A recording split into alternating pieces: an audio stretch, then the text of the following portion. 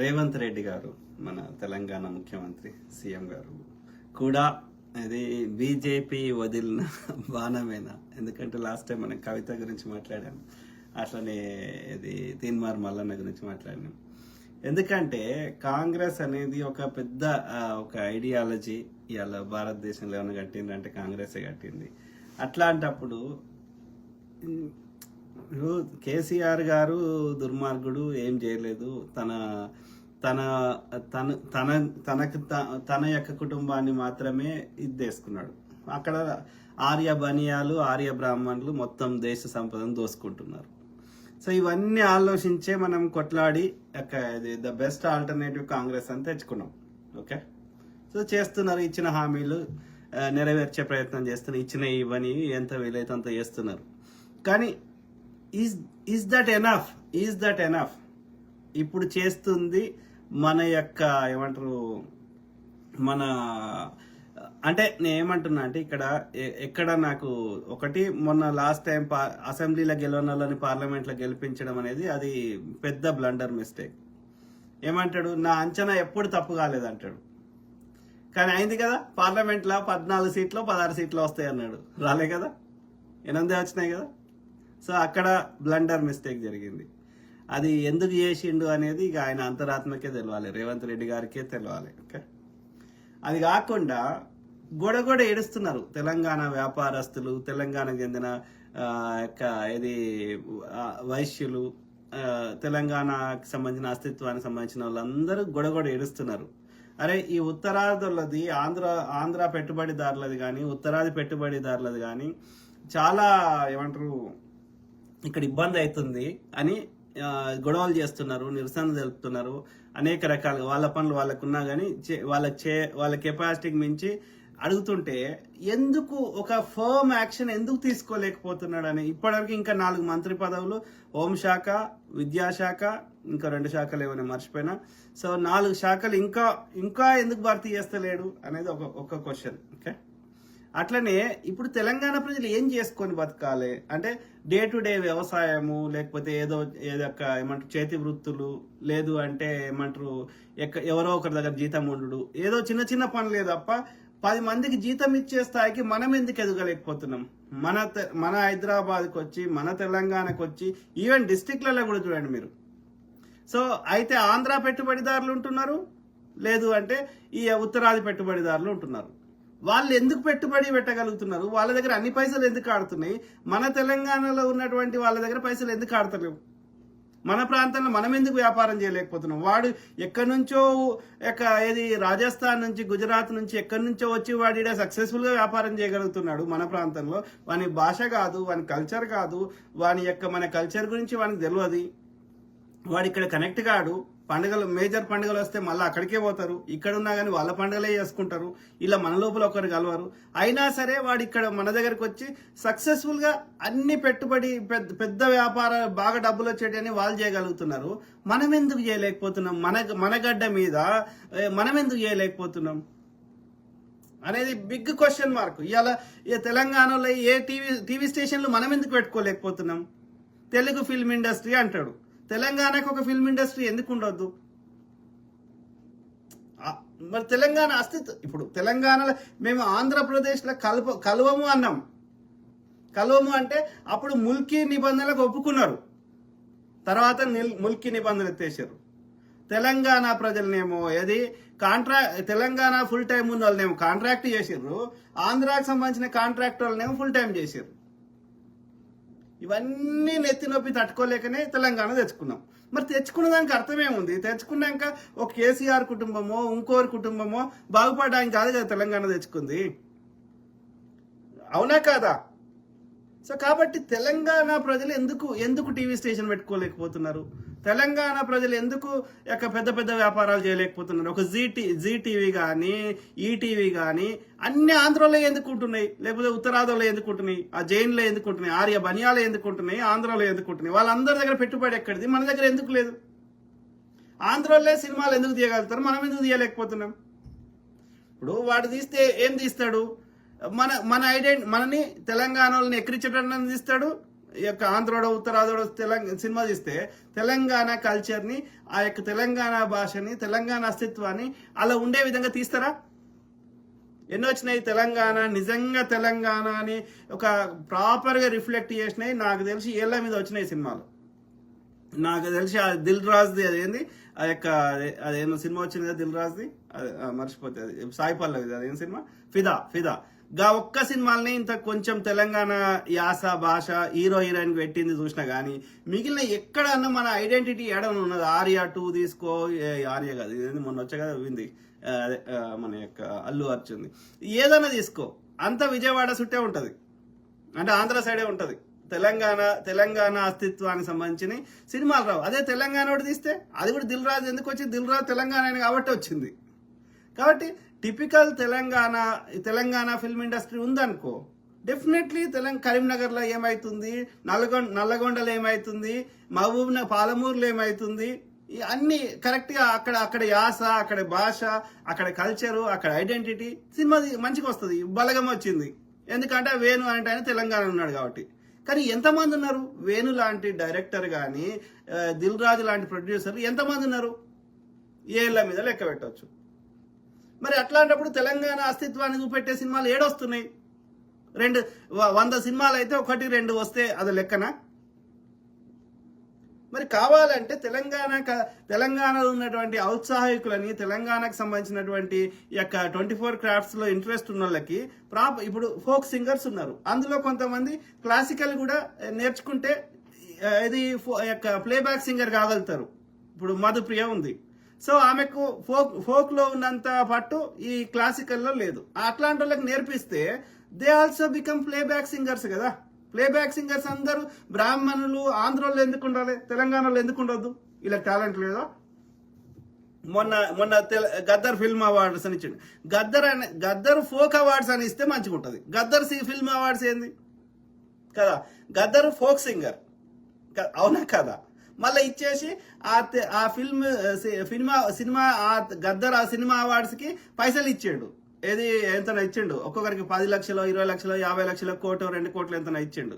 మరి ఈ ఫోక్ వాళ్ళకి కూడా ఒకటి పెట్టవచ్చు కదా అవార్డు, వీళ్ళకి కూడా పైసలు ఇవ్వచ్చు కదా. I don't no. అంటే మన అస్తిత్వం గురించి, మన ఐడెంటిటీ గురించి ఇప్పుడు మన యొక్క తెలంగాణలో పెట్టుబడి పెట్టేటోళ్ళు లేరు అనుకుందాం. ఆంధ్రాలో ఏం చేస్తున్నారు, వాళ్ళు సొంత పైసలు పెడతలేరు. ఆంధ్రాలో ఏం చేస్తున్నారు, ఆంధ్ర అయినా ఒక సినిమా తీయాలి, మార్గదర్శి అంటే ఆయన పెట్టిండు. ఎట్లా వచ్చింది ఇప్పుడు ఈటీవీ రామోజీరావు ఇంత పెద్ద స్థాయికి ఎదిగిండు, అది గొప్పోడు గిప్పోడు అని చెప్తారు.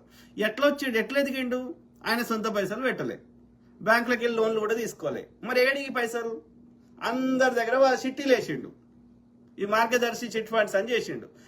మన దగ్గర అన్ని పైసలు నీకు ఇంత ఇస్తా, అంత ఇస్తా, ఎక్కువ ఇంట్రెస్ట్ ఇస్తా అని చేసి మనం దాచిపెట్టుకున్న పైసలు తీసుకొని ఆయన వ్యాపారం చేసిండు.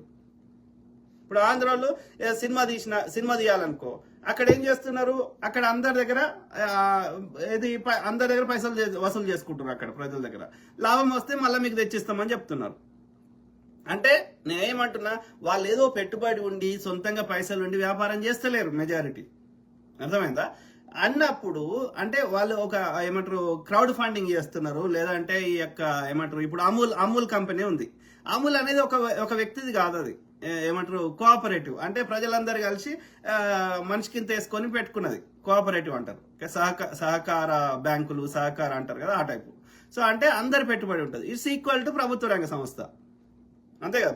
ప్రభుత్వ రంగ సంస్థ అంటే ఏంది, ప్రజలందరి ట్యాక్సీ డబ్బులు అందులో ఉన్నాయని అర్థం. సో నువ్వు ప్రభుత్వ రంగ సంస్థ పెట్టచ్చు రాష్ట్ర స్థాయిలో. ఓకే, ఆ నిజాం షుగర్ తెరిపిస్తా అన్నావు, కవిత తెరిపియలేదన్నావు, ఇంకోరు తెరిపియలేదన్నావు. మరి నువ్వెందుకు తెరిపిస్తలేవు, ఆ దిశగా ఎందుకు ప్రయత్నం చేస్తలేవు?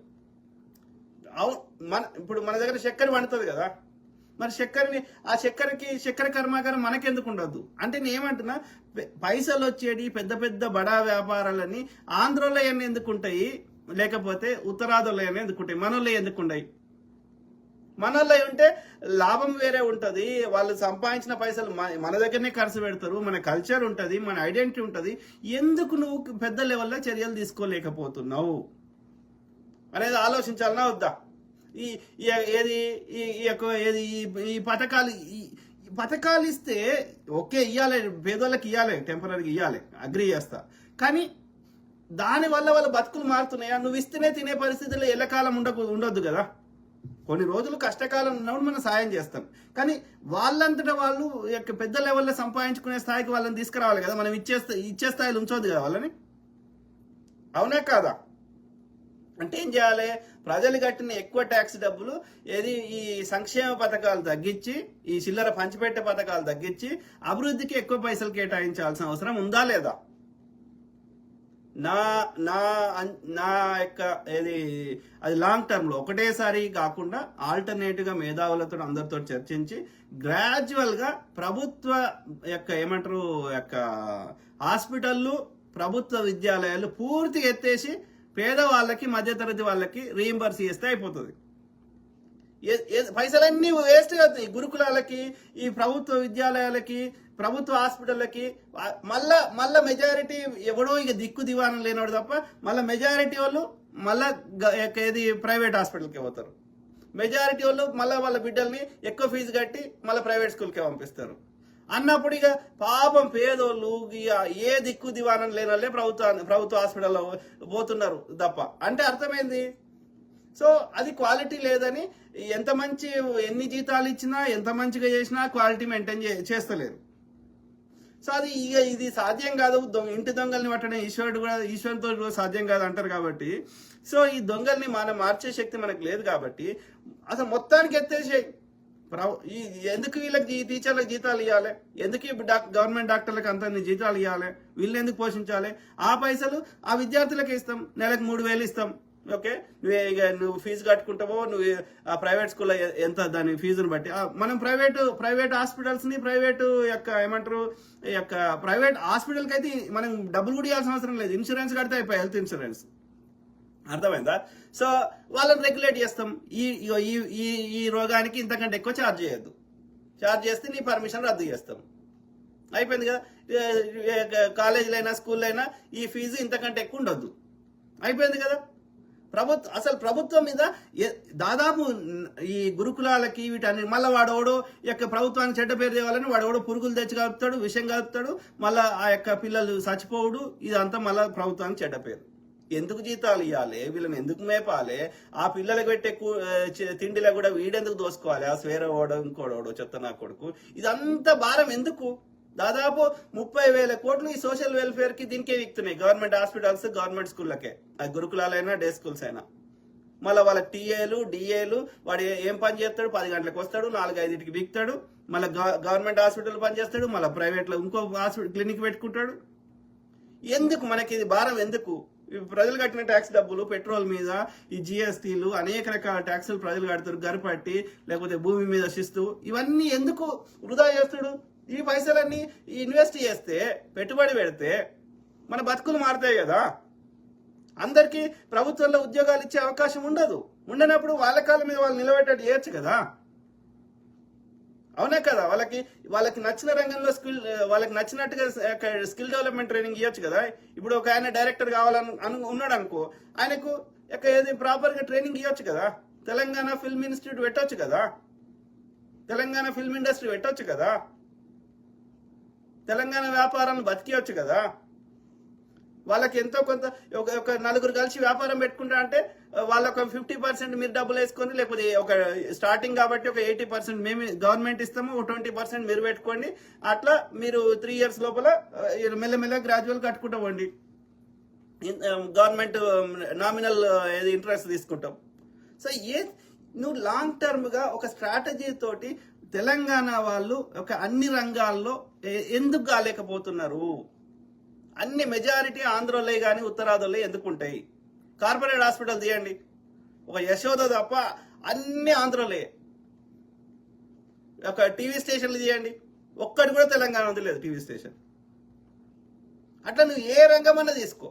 ఇక ఇవి కాకుండా మొత్తం హోల్సేల్ షాపులు తీయండి, రిటైల్, హోల్సేల్ నుంచి ఇప్పుడు రిటైల్కి వచ్చిర్రు. ఏ షాప్ అన్న తీయండి, పెద్ద పెద్దవి, చందనా బ్రదర్స్, బొమ్మనా బ్రదర్స్, ఆంధ్రోని అని ఉంటున్నాయి. లేదు అంటే ఈ ఉత్తరాదాలయ అని ఉంటున్నాయి. మరి మేమేం చేయాలి? వాడు మరి మమ్మల్ని హైర్ కూడా చేసుకోడు, ఆ చెత్త నా కొడుకు. ఆ ఉత్తరాదోడు మమ్మల్ని తీసుకోడు. ఇప్పుడు వాని దగ్గర వాడి సీట్ షాప్లో 10 మంది పని చేస్తే 5 తెలంగాణ వాళ్ళు పెట్టుకోవచ్చు కదా. వాడు రామోజీ ఫిల్మ్స్లో 1000 మంది పని చేస్తే అలా 500 మంది తెలంగాణ పెట్టుకోవచ్చు కదా. వాడి కేర్ హాస్పిటల్ 1000 మంది పని చేస్తే అలా 500 మంది తెలంగాణ పెట్టుకోవచ్చు కదా, పెట్టుకోడు వాడు. మళ్ళా ఊడ్చేటోని కూడా వాడు ఆంధ్ర నుంచి చేస్తాడు, వీడు రాజస్థాన్ నుంచి చేస్తాడు. మరి మనం ఎందుకు మన దగ్గర ఎందుకు మనం ఎందుకు భూమి ఇవ్వాలి, మనం ఎందుకు వానికి సబ్సిడీలు ఇవ్వాలి, వానికి అన్ని ఫెసిలిటీస్ మనం ఎందుకు ఇవ్వాలి, మన పైసలు తీసుకొని వానికి ఎందుకు ఇవ్వాలి, వాడిని ఎందుకు ధనవంతుని ఇవ్వాలి, మనకి ఏ రకంగా లాభం అవుతుంది? దీనికి సంబంధించి గొడగొడ ఏడుస్తున్నారు. ఈ యొక్క ఏది తెలంగాణకు సంబంధించి ఒక చట్టం దేవయ్య, ముల్కీ నిబంధనలు లెక్క 610 జీవో లెక్క తెలంగాణ బచావో యాక్ట్ ఒక చట్టం దే అంటే ఎందుకు తెస్తలేడు? ఏం పుట్టింది, ఏమైతుంది? ఈ యొక్క ఎవడన్నా తెలంగాణలో వ్యాపారం చేయాలంటే ఈ యొక్క ఏది తెలంగాణ వ్యాపారస్తులకి మనం తక్కువ తీసుకుంటాం ట్యాక్స్, వేరే వాళ్ళకి ఎక్కువ తీసుకుంటాం, వేరే ప్రాంతం వానికి. తప్పేముంది?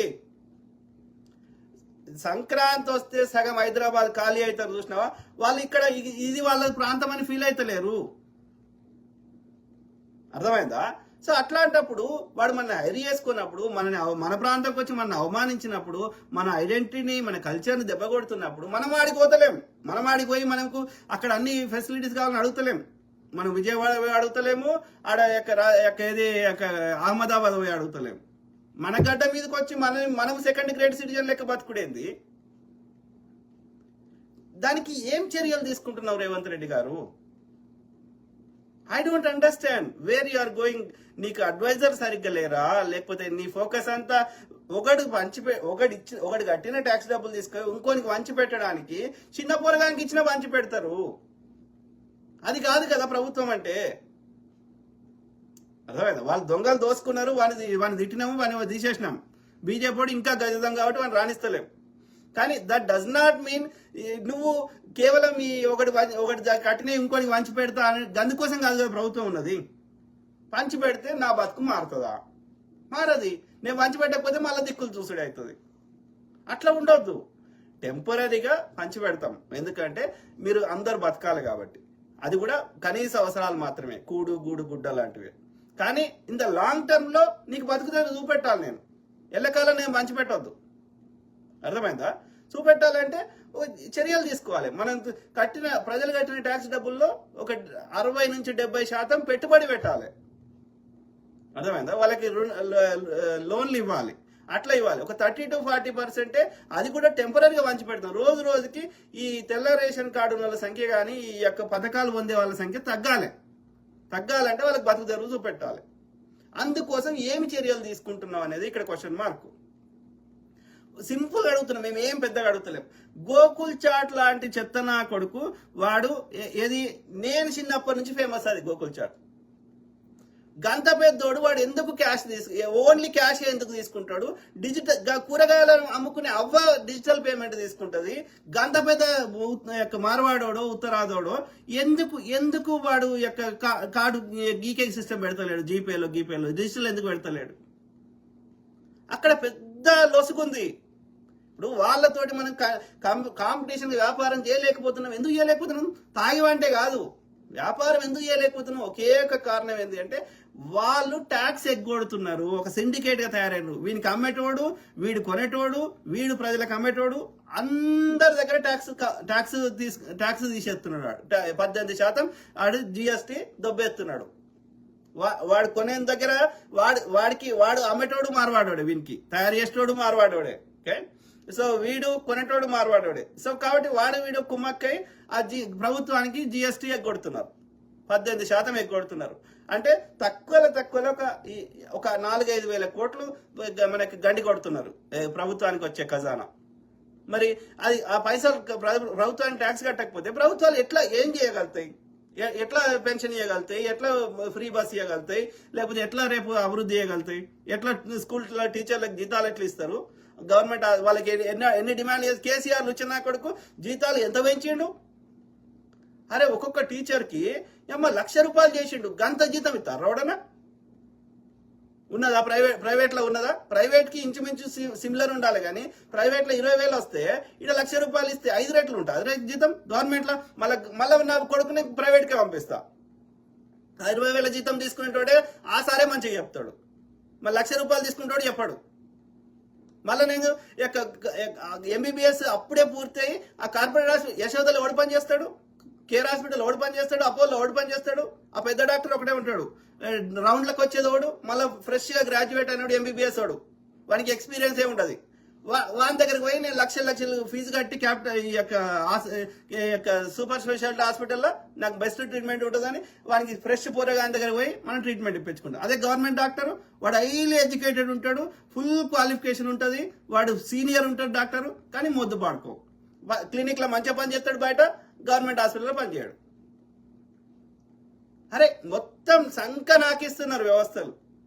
సో వీటిని ఈ వ్యవస్థలో ఉన్న లోపాలు సరిదిద్దడానికి నువ్వేం చర్యలు తీసుకుంటున్నావు, ఫస్ట్ క్వశ్చన్ మార్క్. ఓకే, రెండోది తెలంగాణ ప్రజలు ఇక్కడ మూలవాసులు ఏది అన్ని రంగాల్లో అభివృద్ధి చెందడానికి అన్ని పెట్టుబడి సంస్థలు అన్ని పెద్ద పెద్ద అన్ని ఎక్కువ డబ్బులు వచ్చేటి అన్ని మనం ఎందుకు ఉండొద్దు, మనం చేసినాం అనుకో ఆ పెద్ద పెద్దవి, అది వేరే ఉంటుంది, ఆ ఫ్లేవర్ వేరే ఉంటుంది, ఆ తెలంగాణ అస్తిత్వము ఐడెంటిటీ ఆ కల్చరు అది కొట్టొచ్చినట్టుగా అనిపిస్తుంది. ప్లస్ తెలంగాణ వాళ్ళు పైసలు ఉన్న వాళ్ళు అయితే ప్రతి పైసా వాళ్ళు భూమి కొనుక్కున్నా రెస్టారెంట్లో పోయి తిన్నా ఏం చేసినా ఇక్కడ తెలంగాణ వ్యాపారాలకి తెలంగాణ ప్రజలకి డైరెక్ట్ గా ఇండైరెక్ట్ గా ప్రభుత్వానికి ట్యాక్సులు వస్తాయి, ప్రభుత్వం ట్యాక్సులు వచ్చినా మళ్ళీ ప్రజల కోసం ఖర్చు పెడుతుంది. అంటే తెలంగాణ ఒక అభివృద్ధి చెందిన దేశంగా అభివృద్ధి చెందిన రాష్ట్రంగా ఒక అమెరికా తోటి ప్రపంచంలో ఉన్న దేశాలతోటి పోటీ పడే స్థాయికి నగరాలతోటి పోటీ పడే స్థాయికి తెలంగాణ ఎదిగే అవకాశం ఉంది ఎప్పుడు ఈ లోపాలన్నీ సరిదిద్దినప్పుడు. అందుకోసం నువ్వు ఏం చర్యలు తీసుకుంటున్నావు రేవంత్ రెడ్డి గారు? ఎందుకంటే నువ్వే ఇవాళ కాంగ్రెస్ అనేది ఒక డెమోక్రాటిక్ పార్టీగా ఉండేది, కానీ ఇవాళ కాంగ్రెస్ లో డెమోక్రసీ ఉంది, తెలంగాణ ఎస్పెషల్లీ తెలంగాణ కాంగ్రెస్ లో డెమోక్రసీ ఉంది అని నేను అనుకోవట్లేదు. ఒక సీతక్క గారు చెప్తే ఆడ నిర్ణయాలు అవుతాయని నేను అనుకోవట్లేదు. ఒక కోమటిరెడ్డి బ్రదర్స్ చెప్తే అయితే అనుకుంటలేను, ఒక ఉత్తమ్ రెడ్డి గారు చెప్తే అయితే అనుకుంటలేను, ఓ భట్టి గారు చెప్తే, కేవలం రేవంత్ రెడ్డి గారు నిర్ణయం చేస్తేనే ఫైనల్. మిగతా ఎవ్వరు కూడా ఇవాళ నిర్ణయం చేసే పొజిషన్లో లేరు. అంటే కాంగ్రెస్ అనేది ఒక ప్రజాస్వామిక పార్టీ నుంచి ఇలా నియంతృత్వ పార్టీగా అయింది. కాబట్టి ఇవాళ ఎవరిని అడగాలి నేను? ఇప్పుడు భట్టి గారిని నేను ఏమైనా అడిగినా అనుకో సీఎం గారిని అడిగినాక చెప్తా అంటారు, ఇంకో సీతక్కని అడిగినామనుకో సీఎం గారిని అడిగినాక చెప్తా అంటారు. ఎవరిని అడిగినా అదే పరిస్థితి. అంటే మొత్తం అధికారం మొత్తం ప్రజాస్వామిక కాంగ్రెస్ నుంచి ఇలా ఒక నియంతృత్వం అయిపోయింది. సో కాబట్టి ఏ నిర్ణయం చేయాలన్నా రేవంత్ రెడ్డి గారే చేయాలి. ఇవాళ ఆ పరిస్థితికి తెచ్చిండు కాంగ్రెస్ పార్టీని. ఓకే, సో మరి అన్నప్పుడు నిన్నే అడుగుతాం. సో కాబట్టి రేవంత్ రెడ్డి గారు సంక్షేమం అనేది ఓకే, హామీలు మనం ఇవ్వాల్సిన దానికంటే ఎక్కువ హామీలు ఇచ్చినాం, అయినా కానీ మనం నెరవేర్చే ప్రయత్నం చేస్తున్నాం. ఓకే, సో అది ఓకే, అది నడుస్తుంది, దాని గురించి ఇక మనం, కానీ ద ఫోకస్ అది తగ్గాలంటే ఇది పెంచాలి. దానికోసం ఏం చర్యలు తీసుకుంటున్నాం అనేది ఇక్కడ నీ మెయిన్ క్వశ్చన్ మార్క్.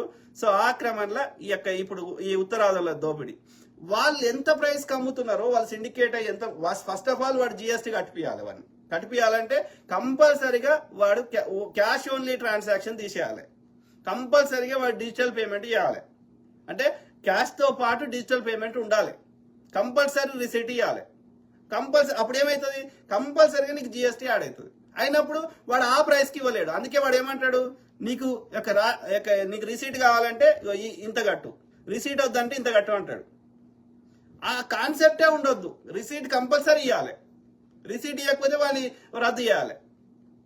అంటే జిఎస్టీ కంపల్సరీ కట్టాలి అంతే, ప్లస్ కంపల్సరీ డిజిటల్ పేమెంట్ ఉండాలి. అట్లా చేయకపోతే వాడి మీద శిక్షలు చేయాలి. రిసీట్ ఇవ్వకుండా ఓన్లీ క్యాష్ ఓన్లీ చెప్పి జిఎస్టీ ఎగ్గొడతా అంటే ఆ వ్యాపారస్తుని యొక్క పర్మిషన్ రద్దు చేయాలి. ఫస్ట్ స్టెప్ రిక్వెస్ట్ చేస్తున్నాం, at least 50% of the employees in those organisations కంపల్సరీగా తెలంగాణలో ఉండాలి. 100 మంది ఎంప్లాయీస్ ఉంటే అందులో 50 మంది ఉండాలి, 10 మంది ఉంటే అందులో 5 మనోళ్ళు ఉండాలి. లేకపోతే వాని పర్మిషన్ రద్దు చేయి. అర్థమైందా? సో ఇట్లా కొన్ని డిమాండ్స్ ఉన్నాయి, ఇవి చేయమని అడుగుతున్నాం. అట్లనే టెంపరీగా ఏది మన తెలంగాణ వ్యాపారాలు బతికించడానికి, ఏది వాళ్ళతోటి ప్రైస్ మ్యాచ్ చేయడానికి మనోళ్ళు చేయలేకపోతే టెంపరీగా వీళ్ళకి ఒక ప్రైస్ మ్యాచ్, వాళ్ళు 100 రూపాయలకి ఆ వస్తువు అమ్మిండు అనుకో మార్వాడైనా, మనకి 100 రూపాయలకు పడతలేదు అనుకో తెలంగాణ ఆయనకి 110 రూపాయలు అయింది అనుకో, ఆ 10 రూపాయలు ప్రభుత్వం ఈ తెలంగాణ వ్యాపారస్తునికి ఒక 6 నెలలో 7 సాయం చేయి. లాంగ్ టర్మ్ లో వాడు ఎక్కడి నుంచి తీసుకొస్తుండో మనం కూడా అక్కడి నుంచి తేవడానికి వీళ్ళకి ఒక ఏమంటారు, ఇప్పుడు వ్యవసాయదారుడు ఉన్నాడు, వ్యవసాయదారునికి ఏ టైంకి ఏ పంట వేయాలి, మళ్ళా నెక్స్ట్ సీజన్ కూడా అదే పంట వేయాలన్నా, ఇవన్నీ చెప్పడానికి అగ్రికల్చర్ ఆఫీసర్ ఉంటారు. వాళ్ళు పోయి ఆ యొక్క ఫీల్డ్ ఆఫీసర్ అంటారు. సో వాళ్ళు పోయి ఆ ఫీల్డ్ అన్ని చెక్ చేసి ఇగో ఈ సీజన్ కి లాస్ట్ టైం చెరుకు వేసినావు కదా, ఈసారి మళ్ళీ అదే వేస్తే నీకు దిగుబడి తక్కువ వస్తుంది కాబట్టి పంట మార్పిడి చేయి, లేకపోతే నీ నేల నల్ల రేగడి ఉంది, లేకపోతే ఎర్ర నేల ఉంది, నీ నేలకి ఇది ఉంటుంది, నీ నేల శాతం తేమ శాతం ఇంత ఉంది, ఇవన్నీ చెక్ చేసి వాళ్ళకి అడ్వైజ్ చేస్తారు ఫీల్డ్ ఆఫీసర్లు. ఓకే, రైతులకి. సో అట్లనే ఈ యొక్క వ్యాపారస్తులకు కూడా నువ్వు కొనుక్కునే ప్రోడక్ట్స్ చైనాలకు ఇంత రేటుకి వస్తున్నాయి, లేకపోతే ఫలానా వాళ్ళ దగ్గర ఇవి ఉన్నాయి, లేకపోతే ఇగో ఆ మార్వాడోడు విజిలెన్స్ పెంచు. ఓకే, వాడు ఏ ప్రోడక్ట్ యొక్క సెకండ్ గ్రేడ్ అమ్మితే సెకండ్ గ్రేడ్ అని చెప్పి అమ్మాలి వాడు. ఆ సెకండ్ గ్రేడ్ కూడా మన తెలంగాణ వ్యాపారస్తులు వాడేడు కొంటుండో వీనికి కూడా కొనే అవకాశం ఎక్కడుందో మన ఒక కమిటీకి ఏర్పాటు, ఇన్ని కమిషన్లు ఏర్పాటు చేసినావు, మార్కెటింగ్ కమిటీ అని తెలంగాణ బిజినెసెస్ కి ప్రమోట్ చేయడానికి, లేకపోతే వాళ్ళ యొక్క బిజినెస్ లసూలు తెలుసుకోవడానికి వీళ్ళకి కూడా తెలంగాణ ఒక బిజినెస్ కమిషన్ అని పెట్టు. సో తెలంగాణ వ్యాపారస్తులకి ఎలాంటి ఒక అడ్వైస్ కానీ, ఎక్కడ తక్కువ అదే వస్తువు ఎక్కడ తక్కువ రేటు దొరుకుతుంది కానీ అదే వస్తువు సెకండ్ గ్రేడ్ కూడా ఎక్కడ దొరుకుతుంది, అవన్నీ మనం వీళ్ళకు మెలకువలు నేర్పిస్తే ఇక తెలంగాణ వ్యాపారస్తులకి వీళ్ళు కూడా అక్కడి నుంచి తెచ్చుకొని వాళ్ళతో ప్రైస్ కాంపిటీషన్ అవుతారు. సో నువ్వు ఫస్ట్ ఆఫ్ ఆల్ జిఎస్టీ వాడికి అటెటట్టు చేస్తే, ఓకే, రిసీట్ కంపల్సరీ చేస్తే వాడు మనతోటి ప్రైస్ కాంపిటీషన్ కాలేడు, వాడు తక్కువ రేట్కి ఇవ్వలేడు. రెండోది, నువ్వు క్యాష్ ట్రాన్సాక్షన్ తీసేస్తే మొత్తం చేంజ్ అయిపోతుంది డైనమిక్స్. ఎందుకంటే వాడు క్యాష్ తీసుకొని ఏం చేస్తున్నాడు, ఈ క్యాష్ ని మనీ రొటేషన్ చేస్తున్నాడు. అంటే 4%, 5%కి వడ్డీకి తిప్పుతున్నాడు ఈ పైసలు. ఆ వడ్డీ వాడు ఉట్టికియాడు, అది జస్ట్ నమ్మకంతో ఇయ్యాడు. అంటే వాడు ఒక రకమైన ప్యారలల్ గా బ్యాంక్ నడుపుతున్నాడు. బ్యాంకుకి ఏంటంటే బ్యాంకు లోన్లు ఇవ్వాలంటే 100 రూల్స్ పెడతాయి. ఓకే, వీడేం చేస్తున్నాడు, నీ యొక్క ఇల్లు కానీ భూమి కానీ అవి వాని పేరు మీద రాయించుకుంటున్నాడు. నువ్వు మొత్తం కడితేనే ఆ 5% వడ్డీ కడితేనే నీకు మళ్ళీ ఇస్తా అంటాడు. కట్టకపోతే అది తీసేసుకుంటాడు. అర్థమైందా? అంటే దోపిడీ చేస్తున్నాడు. అది కాకుండా ఈ క్యాష్ ఉండడం వల్ల ఏమైతుంది, వాడు రాజకీయాలని ఇన్ఫ్లుయెన్స్ చేస్తున్నాడు. ఎన్నికల ముందు పంచాలంటే వీని దగ్గర పోయి 100 కోట్లు అడిగితే వాళ్ళ రాజకీయ నాయకులకు ఉన్న భూములు రాయించుకొని ఆ క్యాష్ ఇస్తున్నాడు. సో అంటే ఆ క్యాష్ ని ఇల్లీగల్ పనులు చేయడానికి వాడుతున్నాడు. అదే బ్యాంకులు అనుకో, నువ్వు ట్యాక్స్ అది నీకు ఇల్లీగల్ పనులు చేయరాదు. సో ఈ క్యాష్ సిస్టమ్ తీసేస్తే చాలా దరిద్రం పోతుంది. జిఎస్టీలు వస్తాయి, ప్రభుత్వానికి డబ్బులు వస్తాయి, ఈ ఇల్లీగల్ చెత్త బంద్ అవుతుంది. ప్లస్ తెలంగాణ వ్యాపారస్తులకి కంటే తక్కువ రేటుకి వాడు వస్తువు అమ్మలేడు. కాబట్టి తెలంగాణ వ్యాపారాలు బతుకుతాయి. కాబట్టి నువ్వు తెలంగాణ వ్యాపారాలు బతకడానికి కానీ, తెలంగాణ వాళ్ళు యొక్క పెద్ద పెట్టుబడులు పెట్టడానికి కానీ, తెలంగాణ వాళ్ళు కంపెనీ పెట్టిర్రనుకో, పెద్ద ఒక హాస్పిటల్ ఏదైనా పెట్టిర్రనుకో, మోస్ట్లీ తెలంగాణ వాళ్ళని హైర్ చేసుకునే అవకాశం ఉంటుంది. అర్థమైందా? సో అట్లనే ఈ లేబర్ వాళ్ళు ఈ బీహార్ నుంచి నుంచి కాలినాడకని వచ్చేటోళ్ళు, మరి వాళ్ళందరూ వచ్చి నాట్లేస్తే మన ఈడు నవ్వలు ఏం చేయాలి? వీళ్ళందరూ దుబాయ్కి పోలేరు కదా, ఈ నాట్లేసి దుబాయ్కి పోలేదు కదా, ఆమెకు అంత నాలెడ్జ్ కూడా లేదు కదా, మరి ఆమె ఎట్లా బతకాలి? సో కాబట్టి నీకు సొంతంగా అన్ని ఆలోచన లేకపోతే ఒక time bound within 30 days or 60 days maximum, okay, ఒక టైం బౌండ్ కమిటీ చేసి, ఓకే, మేధావులు, సామాజిక కార్యకర్తలు, రాష్ట్రం మీద ప్రేమ ఉన్న వాళ్ళు, ఏమంటారు అవార్డు గ్రహీతలు, ఎవరైతే స్వచ్ఛందంగా నా తెలంగాణ నాది అని నెత్తినోరు కొట్టుకుంటే నాలే అంటోళ్ళు ఉంటారు కదా, వాళ్ళందరితో కమిటీ అయ్యి, ఈ కమిటీ 30 రోజులలో, ఓకే, నాకు ఏమేం చర్యలు తీసుకుందాం, ఓకే, మన తెలంగాణ వ్యాపారస్తులను బతికేయడానికి ఏం చేద్దాం, లేకపోతే మన తెలంగాణ వాళ్ళు పెద్ద లెవెల్లో అన్ని రంగాల్లో పెట్టుబడి కానీ ఒక్కొక్క దానికి ఒక కమిటీ అయ్యి వాళ్ళు ఇచ్చిన సిఫార్సులని నువ్వు బడ్జెట్ అనుకూలంగా ఎట్లా చేద్దాం, ఏం చేద్దాం ఆలోచించి ఆ విధంగా నువ్వు చర్యలు తీసుకో. పెద్ద కష్టం కాదు అది. గంతెందుకు, నేను నిజాం షుగర్సే చెప్పు, ఎందుకు ఇవ్వలేకపోతున్నావు? ఎంత ఖర్చు అవుతుంది? 100 కోట్లు అవుతుందా? ఎంత అవుతుంది? 100 కోట్ల కోసం ఎందుకు పెట్టలేకపోతున్నావు? ఏం పోయింది? ప్రభుత్వ రంగ సంస్థగా ప్రకటించు, ప్రైవేట్ అవసరం లేదు. నాకెందుకో ఎక్కడో డౌట్ వస్తున్నది.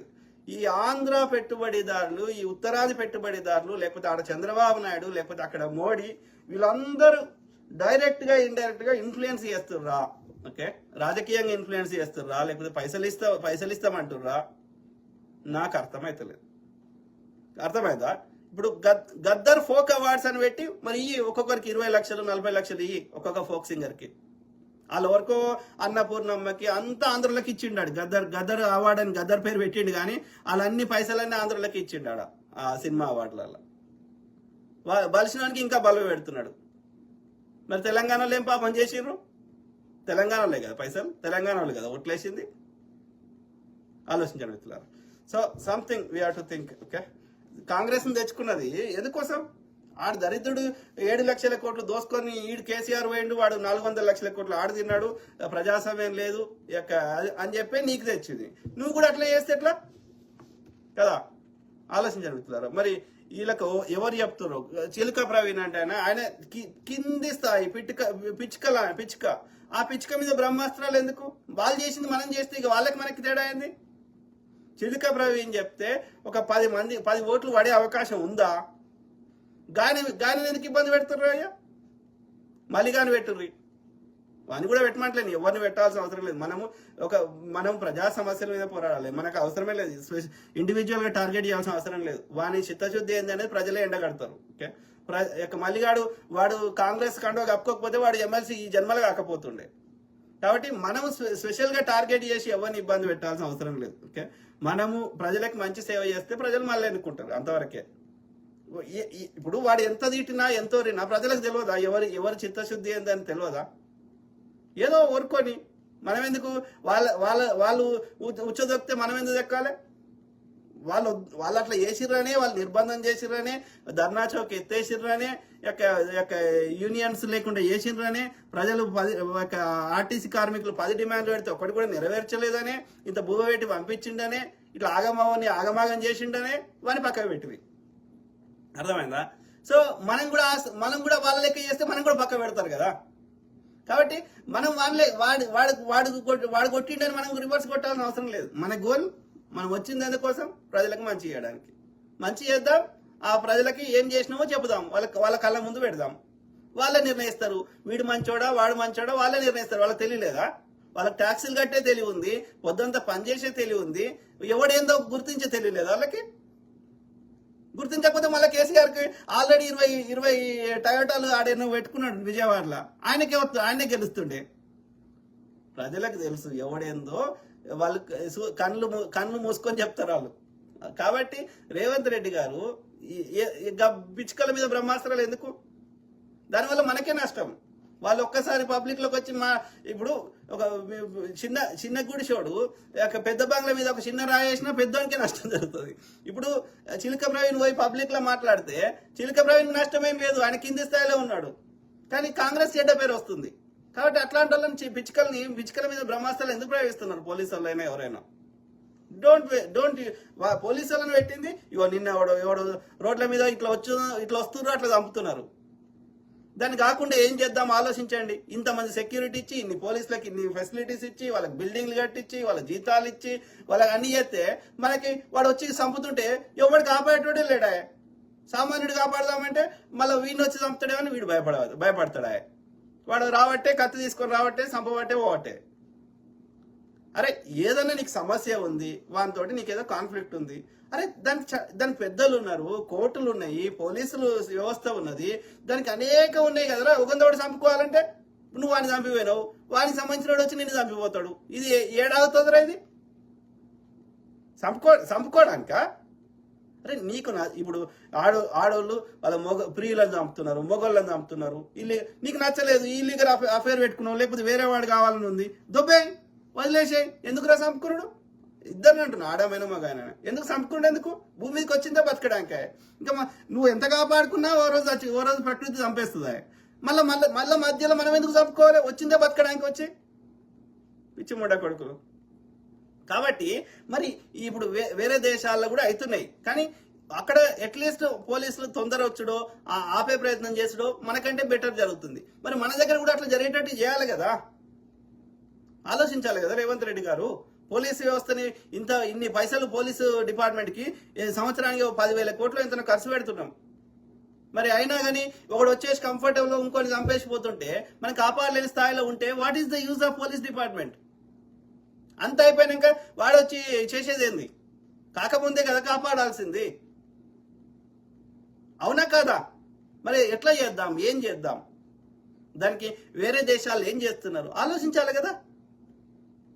ఒకటి గన్ను కాకుండా కానీ టేజర్ అని ఉంటుంది. ఓకే, సో ఆ టేజర్ అంటే ఏంటంటే గన్ను లాంటిదే, ఇప్పుడు రబ్బర్ బుల్లెట్ లాగా. ఓకే, సో అది కొడితే వాడి పడిపోతాడు, ఆ లోపల మనం పారిపోవచ్చు. సో అట్లాంటి ఏమన్నా కొంతమందికి ట్రైనింగ్ ఇచ్చి దాన్ని ఎట్లా వాడాలో ఇచ్చి అది మిస్యూజ్ చేయకుండా వాళ్ళకి ఒకవేళ వాళ్ళు మిస్యూజ్ చేసారు అనుకో వాళ్ళకి శిక్షలు ఉంటాయి. వాళ్ళు నిజంగా తమ ఆత్మరక్షణ కోసం కాకుండా దుర్వినియోగం చేసారనుకో వాళ్ళకి శిక్షలు ఉంటాయి. ఇప్పుడు అమెరికాలో గన్ ఇచ్చినట్టు మన దగ్గర గన్ ఇస్తే ఎక్కువ మందిని చంపుతారో వాళ్ళు ఏం చేస్తారో తెలియదు కాబట్టి అట్లీస్ట్ టేజర్ అయితే ఇవ్వచ్చు. అర్థమైందా? ఇప్పుడు వాడు చంపుతున్నాడు, ఆ చుట్టూ వాళ్ళు ఉన్న భయపడుకుంటా వాడు మనల్ని చంపుతాడని ఓ ఓ ఓ అని ఓరుతున్నారు. అది కాదు కదా. నా దగ్గర టేజర్ ఏదో ఉంటే ఒక రాయి గట్టిగా ఇసిరేసినట్టు బలంగా. ఓకే, బుల్లెట్ కూడా అంతే కదా, ఒక రాయి లాంటిదే, కానీ అది ఇంకా స్పీడ్గా వస్తుంది. ఇప్పుడు టేజర్ అనేది బుల్లెట్ అంటే గన్ అంటే అది బుల్లెట్ అంటే ఎక్కువ ఫోర్స్గా వస్తుంది కాబట్టి చచ్చిపోతాం, కానీ టేజర్ తోటి చచ్చిపోం, సమస్య వెళ్ళిపోతాం. సో అట్లాంటివి ఇస్తే వాళ్ళు కాపాడుకుంటారు కదా, మీరు వచ్చే లోపల పుణ్యకార్యం అయిపోతుంది కదా. ప్లస్ పోలీసులు తొందర వచ్చేటట్టు చేయొచ్చు కదా. ఇట్లా డే టు డే ప్రతి రంగంలో మనము ఇంకా ఏం చేద్దాం, ఎట్లా చేద్దాం, ఇన్నోవేటివ్ ఎట్లా చేద్దాం, ఇవి ఆలోచించాలి కదా. ఒకటి కట్టిన ట్యాక్సులు తీసుకొని ఇంకొని వంచిపెట్టుడు కాదు కదా గవర్నమెంట్ ఉన్నది, వ్యవస్థను మార్చడానికి కదా. హోంశాఖ మంత్రి ఎందుకు పెడతలేవు, విద్యాశాఖ మంత్రి ఎందుకు పెడతలేవు, ఇంకో 2 శాఖలు మొత్తం 18 మంది ఉండాలి, ఇది 15% ఉండాలి. అంటే ఎంత? 119 ఇంటూ 15 వేస్తే 18 ఏమవుతుంది. ఓకే, 18లో 10 మంది ఫస్ట్, మొన్న 4, 14 అయ్యారు, ఇంకా 4 ఉన్నాయి. ఓకే, మరి ఆ 4 ఎందుకు ఫిల్ చేస్తలేడు? I don't know Revanth Reddy గారు. సో ఇక్కడ తెలంగాణ కాంగ్రెస్ లో ప్రభుత్వంలో నిర్ణయం చేసే స్థానంలో మీరు తప్ప ఇంకెవరు లేరు. ఓకే, మిగతా అందరూ ఆడ ఏదో మీరు రమ్మంటే వస్తారు అంతే, అందరం గ్రూప్ అన్నట్టుగా చూపెట్టుకోవడానికి తప్ప ఆడ కేసీఆర్ నియంతృత్వమే, ఆ యొక్క అమిత్ షాను ఆ బాపనోళ్ళ నియంతృత్వమే ఆ బీజేపీలో. ఇవాళ కాంగ్రెస్ లో నువ్వు నియంతృత్వం అయిపోయినావు కాబట్టి నిన్నే అడుగుతావు. ఓకే, ఆలోచించండి మిత్రులారా. సో ఇది అది చిన్న ఇక నేను బోదాల్చుకోలేదు. ఇక చంద్రబాబు నాయుడు నీకు గురువు అయితే నువ్వు అన్ని పార్టీలు ఉన్నావు కదా. నువ్వు ఏబీవీపీ తోటి స్టార్ట్ అయినావు, తర్వాత ఏది మన యొక్క బీఆర్ఎస్కి పోయినావు, తర్వాత టీడీపీకి పోయినావు. అది ఓకే నీ రాజకీయము, అది నీకు అవకాశం దొరికిందో లేకపోతే ఏదో అయిపోయింది. కానీ ఒక ఐడియాలజీ ఉండాలి కదా. ఇప్పుడు కాంగ్రెస్ ఐడియాలజీకి ఏబీవీపీ కానీ బీజేపీ ఐడియాలజీ కంప్లీట్ డిఫరెంట్ కదా.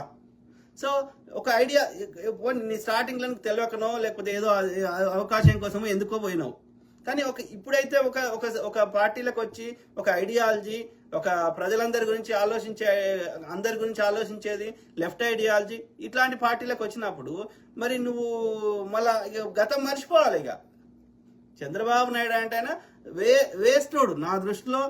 ప్రచారం చేసుకోవడం తప్ప రియల్ గా ఆయన పదవి ఆయన కష్టపడి తెచ్చుకున్నది కాదు, అడ్డదారులు మోసం చేసిందే. ఎప్పుడైనా కుట్రలు చేసేదే, ప్రజలకి వాళ్ళ బతుకులు మార్చేది. నాటి నుంచి నేటి వరకు ఒక్కటి చేసింది ప్రచారం తప్ప ఒక్కటి కూడా మన డే టు డే మనకు ఏమంటారు ఒక కాంక్రీట్ లెవెల్లో అంటే మన బతుకులు మార్చే విధంగా కఠినమైన నిర్ణయాలు తీసుకొని అభివృద్ధి చేసింది చంద్రబాబు నాయుడు. ఒక్కటి లేదు ప్రచారం తప్ప, అన్ని అబద్ధాలే. సైబరాబాద్ నేను కట్టిన అంటాడు. సైబరాబాద్ కడితే మరి ఇప్పుడు ఎందుకు కట్టలేకపోతే? ఇప్పుడు అంత శక్తిమంతుడు, సైబరాబాద్ డెవలప్ చేసే శక్తి ఉన్న చంద్రబాబు నాయుడు గారు ఫస్ట్ టర్మ్ వచ్చినావు, ఇప్పుడు సెకండ్ టర్మ్ నడుస్తుంది నీది. ఏం కడుతున్నావు ఆంధ్రప్రదేశ్లో? ఈడ కట్టినాడు ఆడ కట్టలేడా? ఈడ బాయి తవ్వినాడు ఇలా వడ్డరాయన ఇవాళ ఒక బాయి తవ్వుతున్నాడు, గుత్తకు పట్టుకున్నారు, ఈడ బాయి తవ్వుతున్నాడు. రేపు ఇంకోరు పిలిస్తే ఆడ కూడా తవ్వుతాడు కదా. నేను ఓన్లీ హైదరాబాద్ తవ్వొస్తుంది, నాకు విజయవాడలో తవ్వరాదు అంటే తీసుకుంటారా వడ్డరాయని? నువ్వు అంత పోటీగాడు అయితే హైదరాబాద్లో నువ్వు సైబరాబాద్ కట్టగలిగినప్పుడు విజయవాడలో ఎందుకు కట్టలేకపోతున్నావు? అంటే హైదరాబాద్లో నువ్వు కట్టింది ఏం లేదు, నువ్వు కట్టినా కట్టకపోయినా ఆల్రెడీ అది అయ్యేదే అయితేనే ఉంటుంది. అంటే నువ్వు వీకింది ఏం లేదు, నిజంగా కూడా ఏం వీకింది లేదు. ఆ ఒక్క టవరు అది ఆల్రెడీ ప్రపోజ్డ్ ఉండే రాజీవ్ గాంధీ గారు, నేదురుమల్ జనార్దన్ రెడ్డి గారి టైంలో. అందులో 12% మాత్రమే ప్రభుత్వం పెట్టుబడి. ఏది ఆ సైబర్ టవర్ది అదొకటి. ఓకే, అది ఆల్రెడీ ప్రపోజల్, రాజీవ్ గాంధీ ఆలోచన అదంతా. సో చంద్రబాబు నాయుడు అది అధికారం మారకున్నా ఆల్రెడీ అది వచ్చేది పైప్ లైన్లో. ఇంకా రాజశేఖర్ రెడ్డి చాలా గొప్ప పని చేసిండు. రాజశేఖర్ రెడ్డి గారు రహేజా ఐటీ పార్క్, ఈ సెకండ్ ఫేజ్ ఐటీ చాలా డెవలప్ చేసిండు. అర్థమైందా? అది ఈ యొక్క మన యొక్క ఇది అమీర్పేటలో మైత్రివనంలో అన్ని బుడ్డ బుడ్డ కంపెనీలు ఉన్నాయి, బడ్డింగ్ కంపెనీలు. ఇవాళ టీసీఎస్, విప్రో, ఇవేవి చెప్తున్నాం అవన్నీ. వీటన్నిటికీ ఆ రహేజా ఐటీ పార్క్ అని కట్టి అవి మొత్తం పెద్ద లెవెల్లో చేసిండు. ఇలా వెల్స్ ఫార్గో అవన్నీ వచ్చినాయి. డాక్టర్ మన్మోహన్ సింగ్ గారి పుణ్యం వల్ల, ఆ సెజ్జులు ఇవన్నిటి వల్ల మనకి అది అదైంది. తెలంగాణలో ఏమన్నా వచ్చినాయి అంటే నాటి నుంచి నేటి వరకు కాంగ్రెస్ పుణ్యమే. చంద్రబాబు నాయుడు పీకింది ఏమీ లేదు. అది కాకుండా తెలంగాణకి నష్టం చేసిండు. తెలంగాణలో ఉన్న ప్రభుత్వ రంగ సంస్థలన్నిటి చంపేసిండు. తెలంగాణలో ఉన్న వ్యాపారాలన్నీ చంపేసిండు తెలంగాణలో. అర్థమైందా? వాటితో పాటు తెలంగాణలో భూములన్నీ ఆంధ్రలోకి పంచిపెట్టిండు. తెలంగాణకి లక్షల కోట్లు నాశనం చేసిండు ఈ యొక్క చంద్రబాబు నాయుడు. లంగ దొంగ. కాబట్టి వాడు నువ్వు గురువు అని వాడిని సంకనాకినవా, మళ్ళీ నీ గురువు దగ్గరికి పంపిస్తారు. అర్థమైందా? గుర్తుపెట్టుకో బిడ్డ. సో పాపం ఆంధ్రాలో ఉన్న పెట్టుబడిదారులు దొంగలు ఉన్నారు తప్ప అక్కడ సామాన్యుల పరిస్థితి అగమ్య గోచరంగా ఉంది. అక్కడ లా అండ్ ఆర్డర్ ఉందా ఆంధ్రప్రదేశ్లో? ఎవడు ఎక్కడి నుంచి ఎప్పుడు సంపెత్తారో తెలియదు. ఆడికి ఎవడొచ్చి పెట్టుబడి పెడతాడు? మరి తెలంగాణలో కూడా అట్లా చేసుకుందాం రేవంత్ రెడ్డి గారు. అట్లా కలవదు. కాంగ్రెస్ అనేది దానికి ఒక చరిత్ర ఉన్నది, స్వతంత్రం తెచ్చింది, స్వతంత్ర భారతాన్ని నిర్మించింది. కాబట్టి నీ ఇష్టం ఉన్నట్టు చేస్తా అంటే నిన్నది కూడా తీసి పక్కకు పెడతారు. అర్థమైంది? మర్చిపో, గతం మర్చిపో. చంద్రబాబు నువ్వు ఏ పార్టీలో ఉన్నా ఏదున్నా మర్చిపో. ఇప్పుడు కాంగ్రెస్లో నువ్వు కాంగ్రెస్ని రిప్రజెంట్ చేస్తున్నావు కాబట్టి కాంగ్రెస్ ఐడియాలజీని నువ్వు పాలించాలి అంతే. నీ ఇష్టం ఉన్నట్టు చేస్తా అంటే నిన్ను కూడా పక్క పెడతారు. అది పెద్ద విషయమేం కాదు. అర్థమైందా? మేమందరం అనుకుంటే నువ్వు ఎంత స్పీచ్లు ఇచ్చినా మేము ఓటేయం. ఆ స్థాయికి తేవడం తెలంగాణ ప్రజలకు పెద్ద విషయం కాదు. అర్థమైందా? ఆలోచించండి. ఓకే, సో కాబట్టి ఆ డిక్టేటర్షిప్ అది కలవది. ఊర్లల్లో ఆడ నడుతుంది. మీ అన్నలు తమ్ముళ్ళు ఏదో గడిలు అది నడుతుంది. ఓకే, ఊర్లల్లో. కానీ ఒక రాష్ట్ర స్థాయిలో నడవది రేవంత్ రెడ్డి గారు. కాబట్టి ఆ ఊరేషాలు బంద్ చేయండి. అర్థమైందా మిత్రులు? సో ఇది చెప్పిన చాలా వరకు చెప్పినా, మీ కామెంట్ చదువుదాం. ఇక్కడనే చదువుదాం. ఇక్కడ చదివితే వంగాల్సి వస్తుంది. ఇట్లా చదివితే ఈజీ ఉంటుంది.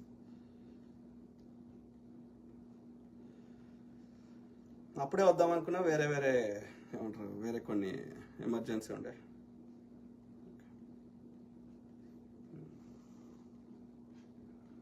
ద బెస్ట్ ఆల్టర్నేటివ్ కాంగ్రెస్ కాబట్టి నేను సపోర్ట్ చేస్తున్నా. కానీ దట్ డస్ నాట్ మీన్ ఏమంటారు బీజేపీ బీఆర్ఎస్ కంటే కాంగ్రెస్ బెటర్ కాబట్టి దానికంటే ఇది మనకు మంచి జరిగే అవకాశం ఉంటుంది కాబట్టి నేను కాంగ్రెస్ సపోర్ట్ చేస్తున్నా. కానీ దట్ డస్ నాట్ మీన్ కాంగ్రెస్లో ఏం చేసినా నోరు మూసుకొని కూర్చుంటాము అని అనుకుంటే భ్రమ. Okay, end of the day Telangana ప్రజల సొమ్ము, తెలంగాణ ప్రజలు అన్ని రంగాల్లో అగ్రగామిగా ఉండాలి.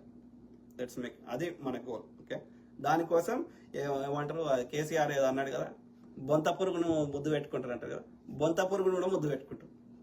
కానీ మా తెలంగాణ అన్ని రంగాల్లో అగ్రగామిగా ఉండాలి. సో మనము ఎవరి కిందనో పనిచేయం. ఓకే, మేమే 10 మందికి ఇచ్చే స్థాయిలా ఉండాలి. Okay, simple. రాజేందర్ రెడ్డి సింగసాని. దేశ జనాభా 142 కోట్లు, దేశ అప్పు 239 లక్షల కోట్లు. అదే బ్రదర్, 56 లక్షల కోట్లు ఉండే ఈ నరేంద్ర మోడీ రాకముందు. 56 నుంచి 239 అంటే ఇంచుమించు ఎంత, 180 లక్షల కోట్లు. ఓకే, ఈ ఎంత అవుతుంది? 56 అంటే 60 వేసుకో, 60 తీసే ఇళ్ళకి వెళ్ళి 40లకి వెళ్ళి 60, ఇంచుమించు 180 లక్షల కోట్లు. ఒక్క 11 వాళ్ళకి 56 లక్షల కోట్లు అప్పు చేయడానికి 13 ప్రధానమంత్రులకు కలిపి ఎంత 64 ఏళ్ళు పట్టింది. ఈయన 2014 నుంచి ఉన్నాడు. అంటే ఎంత 11 ఏళ్ళు. ఈ 11 ఏళ్లలో 180 లక్షల కోట్ల అప్పు చేసిండు నరేంద్ర మోడీ. ఈ అప్పు ఎవడు కట్టాలి? నేను, నా కొడుకు, నా మన్మడు, వాని కొడుకు, వాని మన్మడు కట్టాలి. అంటే ఎన్ని తరాల సంపద దొబ్బుకోబోతున్నావు? మరి వాడు 56 లక్షల కోట్ల అప్పు చేసి వాడు ఇలా దేశంలో ఉన్నాయి అన్ని స్వతంత్రం వచ్చినాక ఏమైనా కట్టినవి ఉన్నాయి అన్ని వాడు కట్టినాయి. అది బాక్రా నంగలు, నాగార్జున సాగర్, హీరాకుడు, లేకపోతే ఐఐటీలు, ఎయిమ్స్లు, ఈ యొక్క ప్రభుత్వ రంగ సంస్థలు, ఐడిపిఎల్, బీడిపిఎల్, ఇట్లా ఈ యొక్క బిహెచ్ఎల్, ఇట్లాంటి లక్షల మందికి తిండి పెడుతున్నాయి, ఉద్యోగాలు ఇచ్చినాయి. మరి ఈ దరిద్రుడు ఏం చేసిండు? 180 లక్షల కోట్లు. ఇవి కాకుండా మన తండ్రులు, మన తాతలు వాళ్ళు కట్టిన ట్యాక్సులతో కట్టిన ప్రభుత్వ రంగ సంస్థలు లేకుండా చేసేసిండు. ఇటు రాగానే ప్రభుత్వ రంగ సంస్థలు నష్టాలు వచ్చినాయని అది మార్కెట్ రేట్ కాకుండా ఫ్రీగా ఇచ్చేస్తున్నాడు వాళ్ళ ఫ్రెండ్స్కి. అదే ప్రైవేట్ సంస్థలు నష్టాలు వచ్చినాయని బూచి చూపెట్టి ప్రజలు కట్టిన ట్యాక్స్ డబ్బులు తీసుకొని వాళ్ళకి ఇస్తున్నాడు. అంటే ముందు తరాల ట్యాక్స్ డబ్బులతో కట్టినటువంటి ప్రభుత్వ రంగ సంస్థలు తీసేసి అట్లా దోసుకుంటున్నాడు. అంటే ఒక ముందు జనరేషన్ భావితర అప్పులు చేసి భావితరాలే దోసుకుంటాడు. మరి ఇప్పుడు కట్టిన ట్యాక్స్ డబ్బులు ఏం చేస్తున్నాడు? ఇవి కూడా దోసుకుంటాడు. ఇవన్నీ సరిపోవని పిఎం కేర్ ఫండ్స్ అని దోసుకుంటున్నాడు. లేకపోతే ఈ యొక్క భూమి లోపల ఉండే భూగర్భ ఖనిజాలు తీసుకుంటున్నాడు. అంటే ఇవన్నీ యాడ్ చేయండి. అవి కాకుండా ఎమర్జెన్సీ కోసం ఆర్బీఐ దగ్గర ఎమర్జెన్సీ ఫండ్ పెట్టుకుంటే అది తీసుకున్నాడు. ఇది ప్రింటింగ్ ప్రెస్ లో ప్రింట్ చేసి ఆర్బీఐకి ఇచ్చే లోపలనే 80,000 కోట్లు గాయం చేసిండు. ఇవి సరిపోవని మళ్ళీ ఎలక్టోరల్ బాండ్స్ అని అట్లా దోసుకుంటున్నాడు. ఇవి సరిపోవని ఐటీ దాడులు, సిబిఐ, ఈడీ అని అట్లా ఎక్స్టార్షన్ చేస్తున్నాడు, బలవంత వసూలు చేస్తున్నాడు. అంటే ఇవన్నీ యాడ్ చేయండి. నా అంచనా ప్రకారం తక్కువ 400 లక్షల కోట్ల నుంచి ఇంకా పైనే ఉంటుంది, కానీ తక్కువ అయితే ఉండదు ఈ సంపద. ఈ 400 లక్షల కోట్లు 140 కోట్ల మంది, 140 కోట్లు మరి 18 దాటిన లెక్క పెడుతున్నా లేదో తెలియదు. ఓకే, సో అంతమందికి పంచిపెట్టినా మన అందరు కోటీశ్వర్లు అవుతారు. అంటే అంత సంపద ఇవ్వాలి. ఏడున్నది? ఆర్య బనియా ఉంది, ఆర్య బాపన ఉంది. ఈ బీజేపీ పార్టీకి సంబంధించిన వాళ్ళ అన్ని తవ్వితే బయటకు వస్తాయి. వాళ్ళ పేరు మీద ఉన్న భూములు, వాళ్ళ యొక్క గోడౌన్లలో దాచిపెట్టుకున్న పైసలు అన్ని తీస్తే వస్తాయి. అంటే మొత్తం దేశ ప్రజల సంపద అంతా పోయి ఇవాళ గుజరాత్ దగ్గర కుమ్మక్కైందని అర్థం. అందుకని మనము అడక తినే పరిస్థితి వచ్చింది. వాళ్ళ 168వ స్థానంలో ఉన్న అదాని ఇలా ప్రపంచంలో 2వ స్థానానికి ఎట్లా వస్తాడు? ఏం వ్యాపారం చేసిండు? ఎంతమందికి ఉద్యోగాలు ఇచ్చిండు? ఏం వ్యాపారం చేయలే. దేశ ప్రజల సంపద వాని పేరు రాసిండు వీడు. సో మేల్కోవాలి. 67 ఏళ్ల అప్పు 55 లక్షల కోట్లు. 11 ఏళ్లలో మోడీ ఒక్కడే చేసిన అప్పు 185 లక్షల కోట్లు. యాడ పెట్టాము ఈ అప్పంతా? యాడికి పోయింది లెక్కంతా? చెప్పండి. ఒక్క అంధభక్తుడు చెప్పాడు. ఇవన్నిటి నుంచి దృష్టి మరల్చడానికి కథం. హిందూ ముస్లిం, హిందువులను చంపాలి, ముస్లిం చంపాలని ప్రచారం చేయాలి. కథం. ఇవన్నీ మర్చిపోతారని వాని ఉద్దేశం. దరిద్రం ఉండకూడదు. అయినా సరే ఇక వానికి అనుకున్న ఓట్లు పడకపోతే అప్పుడు ఎన్నికల పోల్ మేనేజ్మెంట్ చేసి మోసం చేసి గెలుస్తాడు. ఆ యొక్క మొత్తం ఓటర్లని వానికి వ్యతిరేకంగా వానికి వేయరు అనిపిస్తే వాళ్ళ ఓట్లు చెల్లకుండా చేయడం, లేకపోతే వానికి అనుకూలంగా ఫేక్ ఓట్లు వేయించుకోవడం. Very unfortunate. సౌకర్యాలు పెరిగాయా? పెరగలేదు. బుల్లెట్ ట్రైన్లు వచ్చినాయా? రాలేదు. స్మార్ట్ సిటీలు అయినాయా? కాలేదు. సంపద పెరిగిందా? పెరగలేదు. ఉపాధి పెరిగిందా? పెరగలేదు. 2 కోట్ల ఉద్యోగాలు వచ్చినాయా? రాలేదు. అంటే 11 ఏళ్లలో 22 కోట్ల ఉద్యోగాలు రావాలి. వచ్చినాయా? ఉన్న ప్రభుత్వ రంగ సంస్థలు ఉన్న ఖాళీలు భర్తీ చేస్తాడు కేంద్రంలో. విద్యారంగం బాగుపడిందా? లేదు. వైద్య రంగం ఉచితంగా వస్తుందా? లేదు. ఏది రాదు. ఏదన్నా రాష్ట్ర ప్రభుత్వం కష్టపడి అప్పులు చేసో ఇంకో రకంగా చేస్తే మా మోడీ చేసిండని ప్రచారం చేసుకుంటాడు. వాడు చేయడు, మనం చేయనియాడు. ఏదైనా కష్టపడి రాష్ట్ర ప్రభుత్వం చేస్తే మా మోడీ చేసిండు అంటాడు. ఇలా అన్ని పైసలు మా మోడీ అంటాడు. బియ్యంలో మా పేరు పెట్టమని పెట్టుర్రి. దొడ్డు రేషన్ బియ్యం మోడీ ఇస్తుంది, పెట్టుర్రి. సన్న రేషన్ బియ్యం రాష్ట్ర ప్రభుత్వం ఇస్తుంది, దొడ్డు రేషన్ బియ్యం మోడీ ఇస్తుంది, పెట్టండి. గలీజ్మండ కొడుకు. ధరలు అందుబాటులోకి వచ్చాయా? ఘోరంగా పెరిగినాయి. ధరలేమో 10 రెట్లు పెరిగితే ఆదాయం 1 రెట్టు కూడా పెరగలేదు. ఇంధనం అందేంత ఎత్తులో దాని రష్యా నుంచి ఆయిల్ కొంటేనేమో లాభాలేమో వానికంట తక్కువ రేటుకి వస్తే, కానీ దాని మీద వేసే టారిఫ్లేమో ప్రజలకంట.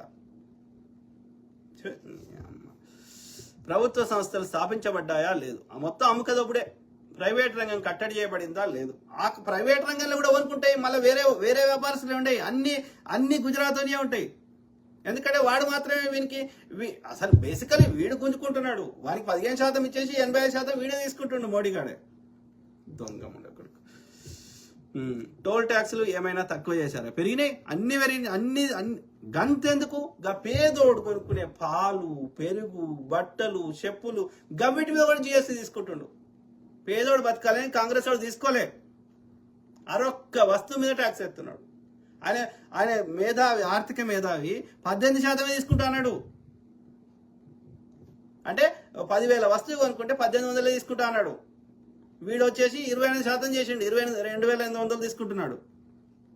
అట్లా అన్ని పెంచేసిండు. మళ్ళీ నేను హిందువుల కోసమే పుట్టిన అవతార పురుషుని అమ్మ కడుపులోకి వెళ్ళి ఉట్టలేదని చెప్తున్నాడు. అమ్మ బతికిన రోజే అమ్మని పోయి కలిసి వచ్చిండు. అమ్మని కూడా మార్కెటింగ్ వాడుకున్నాడు. అమ్మ చచ్చిపోయినాకనే నేను అసలు అమ్మకే ఉట్టలేదు అంటున్నాడు. రైతులకు బ్యాంకుల్లో అప్పు పుడుతుందా? లేదు. బడాబాబులు ఎగ్గొట్టిన కనీసం రాష్ట్ర ప్రభుత్వానికి అప్పులు ఇయ్యాడు కావాలని, కాంగ్రెస్ చెడ్డ పేరు తేవాలని. యూరియా తయారు చేసే వ్యవస్థ కానీ, దాన్ని అమ్ముకునే వ్యవస్థ కానీ, సరఫరా చేసే వ్యవస్థ కానీ అన్ని కేంద్ర స్థాయిలో పెట్టిర్రు, రాష్ట్ర స్థాయిలో పెట్టలే. రాష్ట్రం సొంతంగా తయారు చేసుకునే హక్కు రాష్ట్రానికి లేదు. ఓకే, ఎందుకంటే అది స్కేర్సిటీ ఉంది కాబట్టి అది దేశానికి అందరికీ ఈక్వల్ డిస్ట్రిబ్యూషన్ చేయాలని, ఎక్కడ అవసరానికి తగ్గట్టుగా ఉండాలని అది కేంద్రం కంట్రోల్నే ఉన్నది. అది కావాలని తెలంగాణకి ఇస్తలేడు, ఎందుకంటే కాంగ్రెస్ బీజేపీ లేదు కాబట్టి. చేసి కాంగ్రెస్ యూరియా ఇస్తలేదు. మన సొంతంగా తయారు చేసుకునే ఉందా? మనకి సొంతంగా తయారు చేసుకునే హక్కు లేదు. పర్మిషన్ తీసుకొని కూడా చేసే హక్కు లేదు. అంటే దాన్ని తయారు చేసే హక్కు, దాన్ని సరఫరా చేసే హక్కు నీచేలో పెట్టుకొని రాష్ట్ర ప్రభుత్వాన్ని యూరియా ఇస్తలేదు ఈమని అడుగుతున్నాం కదా. ఎందుకు ఇస్తలేవు? నీ చేలు ఉంది కదా. రాష్ట్ర ప్రభుత్వాన్ని అనడానికి అక్కడ హక్కేలేదు మీకు. రాష్ట్రము ప్రొడక్షన్ చేయది, సరఫరా చేయది, రాష్ట్రానికి ఎలాంటి కంట్రోల్ లేదు. రాష్ట్ర ప్రభుత్వం వేరే దేశం నుంచి కొనుక్కునే హక్కు కూడా రాష్ట్ర ప్రభుత్వానికి లేదు. నేను ఒకవేళ రాష్ట్ర ప్రభుత్వం అట్లా చేయాలని చూస్తే రాష్ట్ర ప్రభుత్వం మీద వాడు ఐటీ దాడులు సిబిఐ చేసినట్టు వాడు చర్యలు తీసుకుంటాడు కేంద్రం వాడు. అంటే భారత రాజ్యాంగము రాష్ట్రానికి ఆ చట్టం లేదు. ఇది యూరియా తయారు చేసే హక్కు కానీ, కొనుక్కునే హక్కు కానీ మన రాష్ట్రానికి లేదు అన్నప్పుడు మరి కంట్రోల్ నీచేలో పెట్టుకొని నువ్వు కదా ఇయ్యాల్సింది మా రాష్ట్ర అవసరానికి తగ్గట్టుగా. ఇయ్యకుండా ఇక్కడ ప్రజల్ని ఇబ్బంది పెట్టి ఇక్కడ ప్రభుత్వానికి చెడ్డ పేరు తేవాలని ప్రయత్నం చేస్తే ఎట్లా కలుస్తుంది? ప్రజలంతా ఎడ్డర్లు అయిపోయారా? ఆలోచించండి. అంటే ఎంత మూర్ఖుడో ఆలోచించండి. కావాలని కాంగ్రెస్ ప్రభుత్వానికి మనకి రావాల్సిన ఎంత లీగల్గా ఎంత ఉందో అంత అప్పు కూడా పుట్టనిస్తలేడు ఆర్బీఐ నుంచి. అప్పు తీసుకోవాలన్నా ఆర్బీఐ దగ్గర పర్మిషన్ తీసుకోవాలి. సో కంట్రోల్ అని వాన్ చుట్లో పెట్టుకొని మళ్ళీ రాష్ట్రాన్ని తిడితే ఏమొస్తుంది? మనకు ఉన్నదానికంటే ఎక్కువ చేసే ప్రయత్నం చేస్తున్నాం. కానీ నేనేమంటున్నా, రేవంత్ రెడ్డి గారికి ఏమంటున్నా, అరే ఈ సంక్షేమ పథకాల కంటే కూడా అది అది ఇవ్వు, నేను వద్దంటలేను. కానీ but long term you have to think about other things. ఇది కాదు ప్రయారిటీ.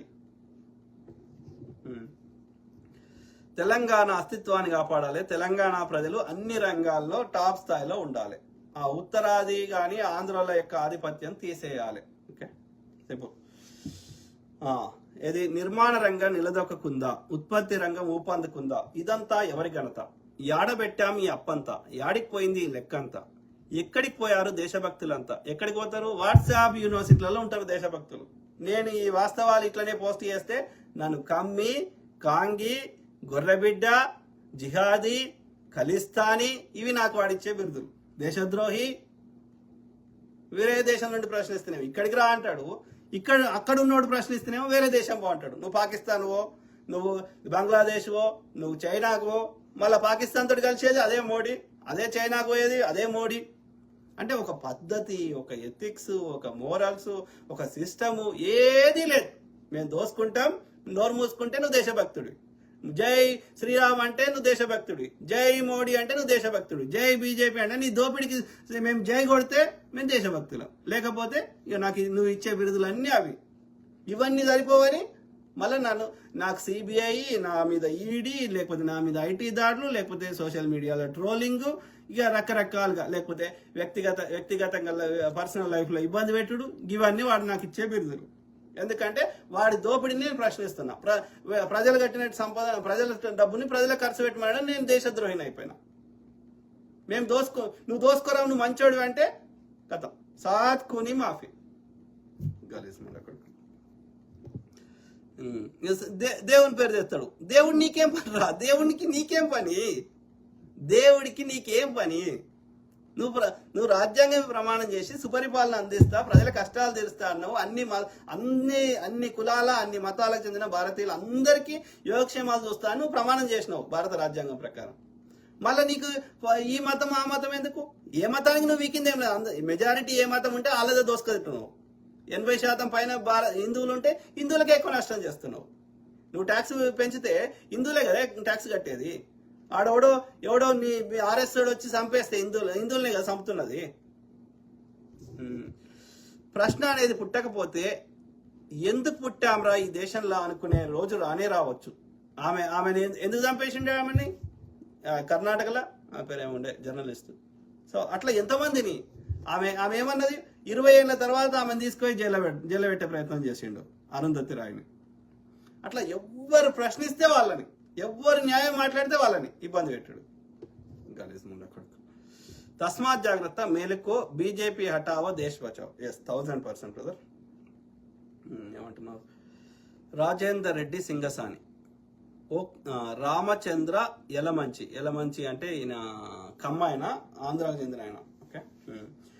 ఓకే, బీజేపీ ఏమి చేసిందో నాకు క్లియర్గా చెప్పు. కాదు, ఈడ ఉంటారు ఈ ఆంధ్రోళ్ళు, ఈడ ఉంటారు, ఈడ తింటారు తెలంగాణలో, ఈడ సంపాదించుకుంటారు. ఓకే, ఇక్కడ మళ్ళీ ఇక్కడ వాళ్ళని అవమానిస్తారు. ఇక్కడ వాని చెత్తని మన మీద రుద్దే ప్రయత్నం చేస్తారు. మనం న్యాయం మాట్లాడితే మనం చెడ్డోళ్ళం అంటారు. పోరా, అరే ఆంధ్ర పెట్టుబడిదారుడు, నేను రామోజీ ఫిల్మ్ సిటీతో సహా ఈటీవీ, బో టీవీ అందరికి చెప్తున్నా, ఇసుమన్ టీవీ, బొక్కల టీవీ, తొక్కల టీవీ పోండి. మీకు అంత టాలెంట్ ఉంది, మీరు అంత మేధావులు ఉన్నారు, పెట్టుకోపోండిరా. చెన్నైలో పెట్టుకోపోండి, అహ్మదాబాద్లో పెట్టుకోపోండి, లేకపోతే లక్నోలో పెట్టుకోపోండి, లేకపోతే మీ విజయవాడలో పెట్టుకోకపోండి. మేము వద్దంటే అడగండి, మేము రాము.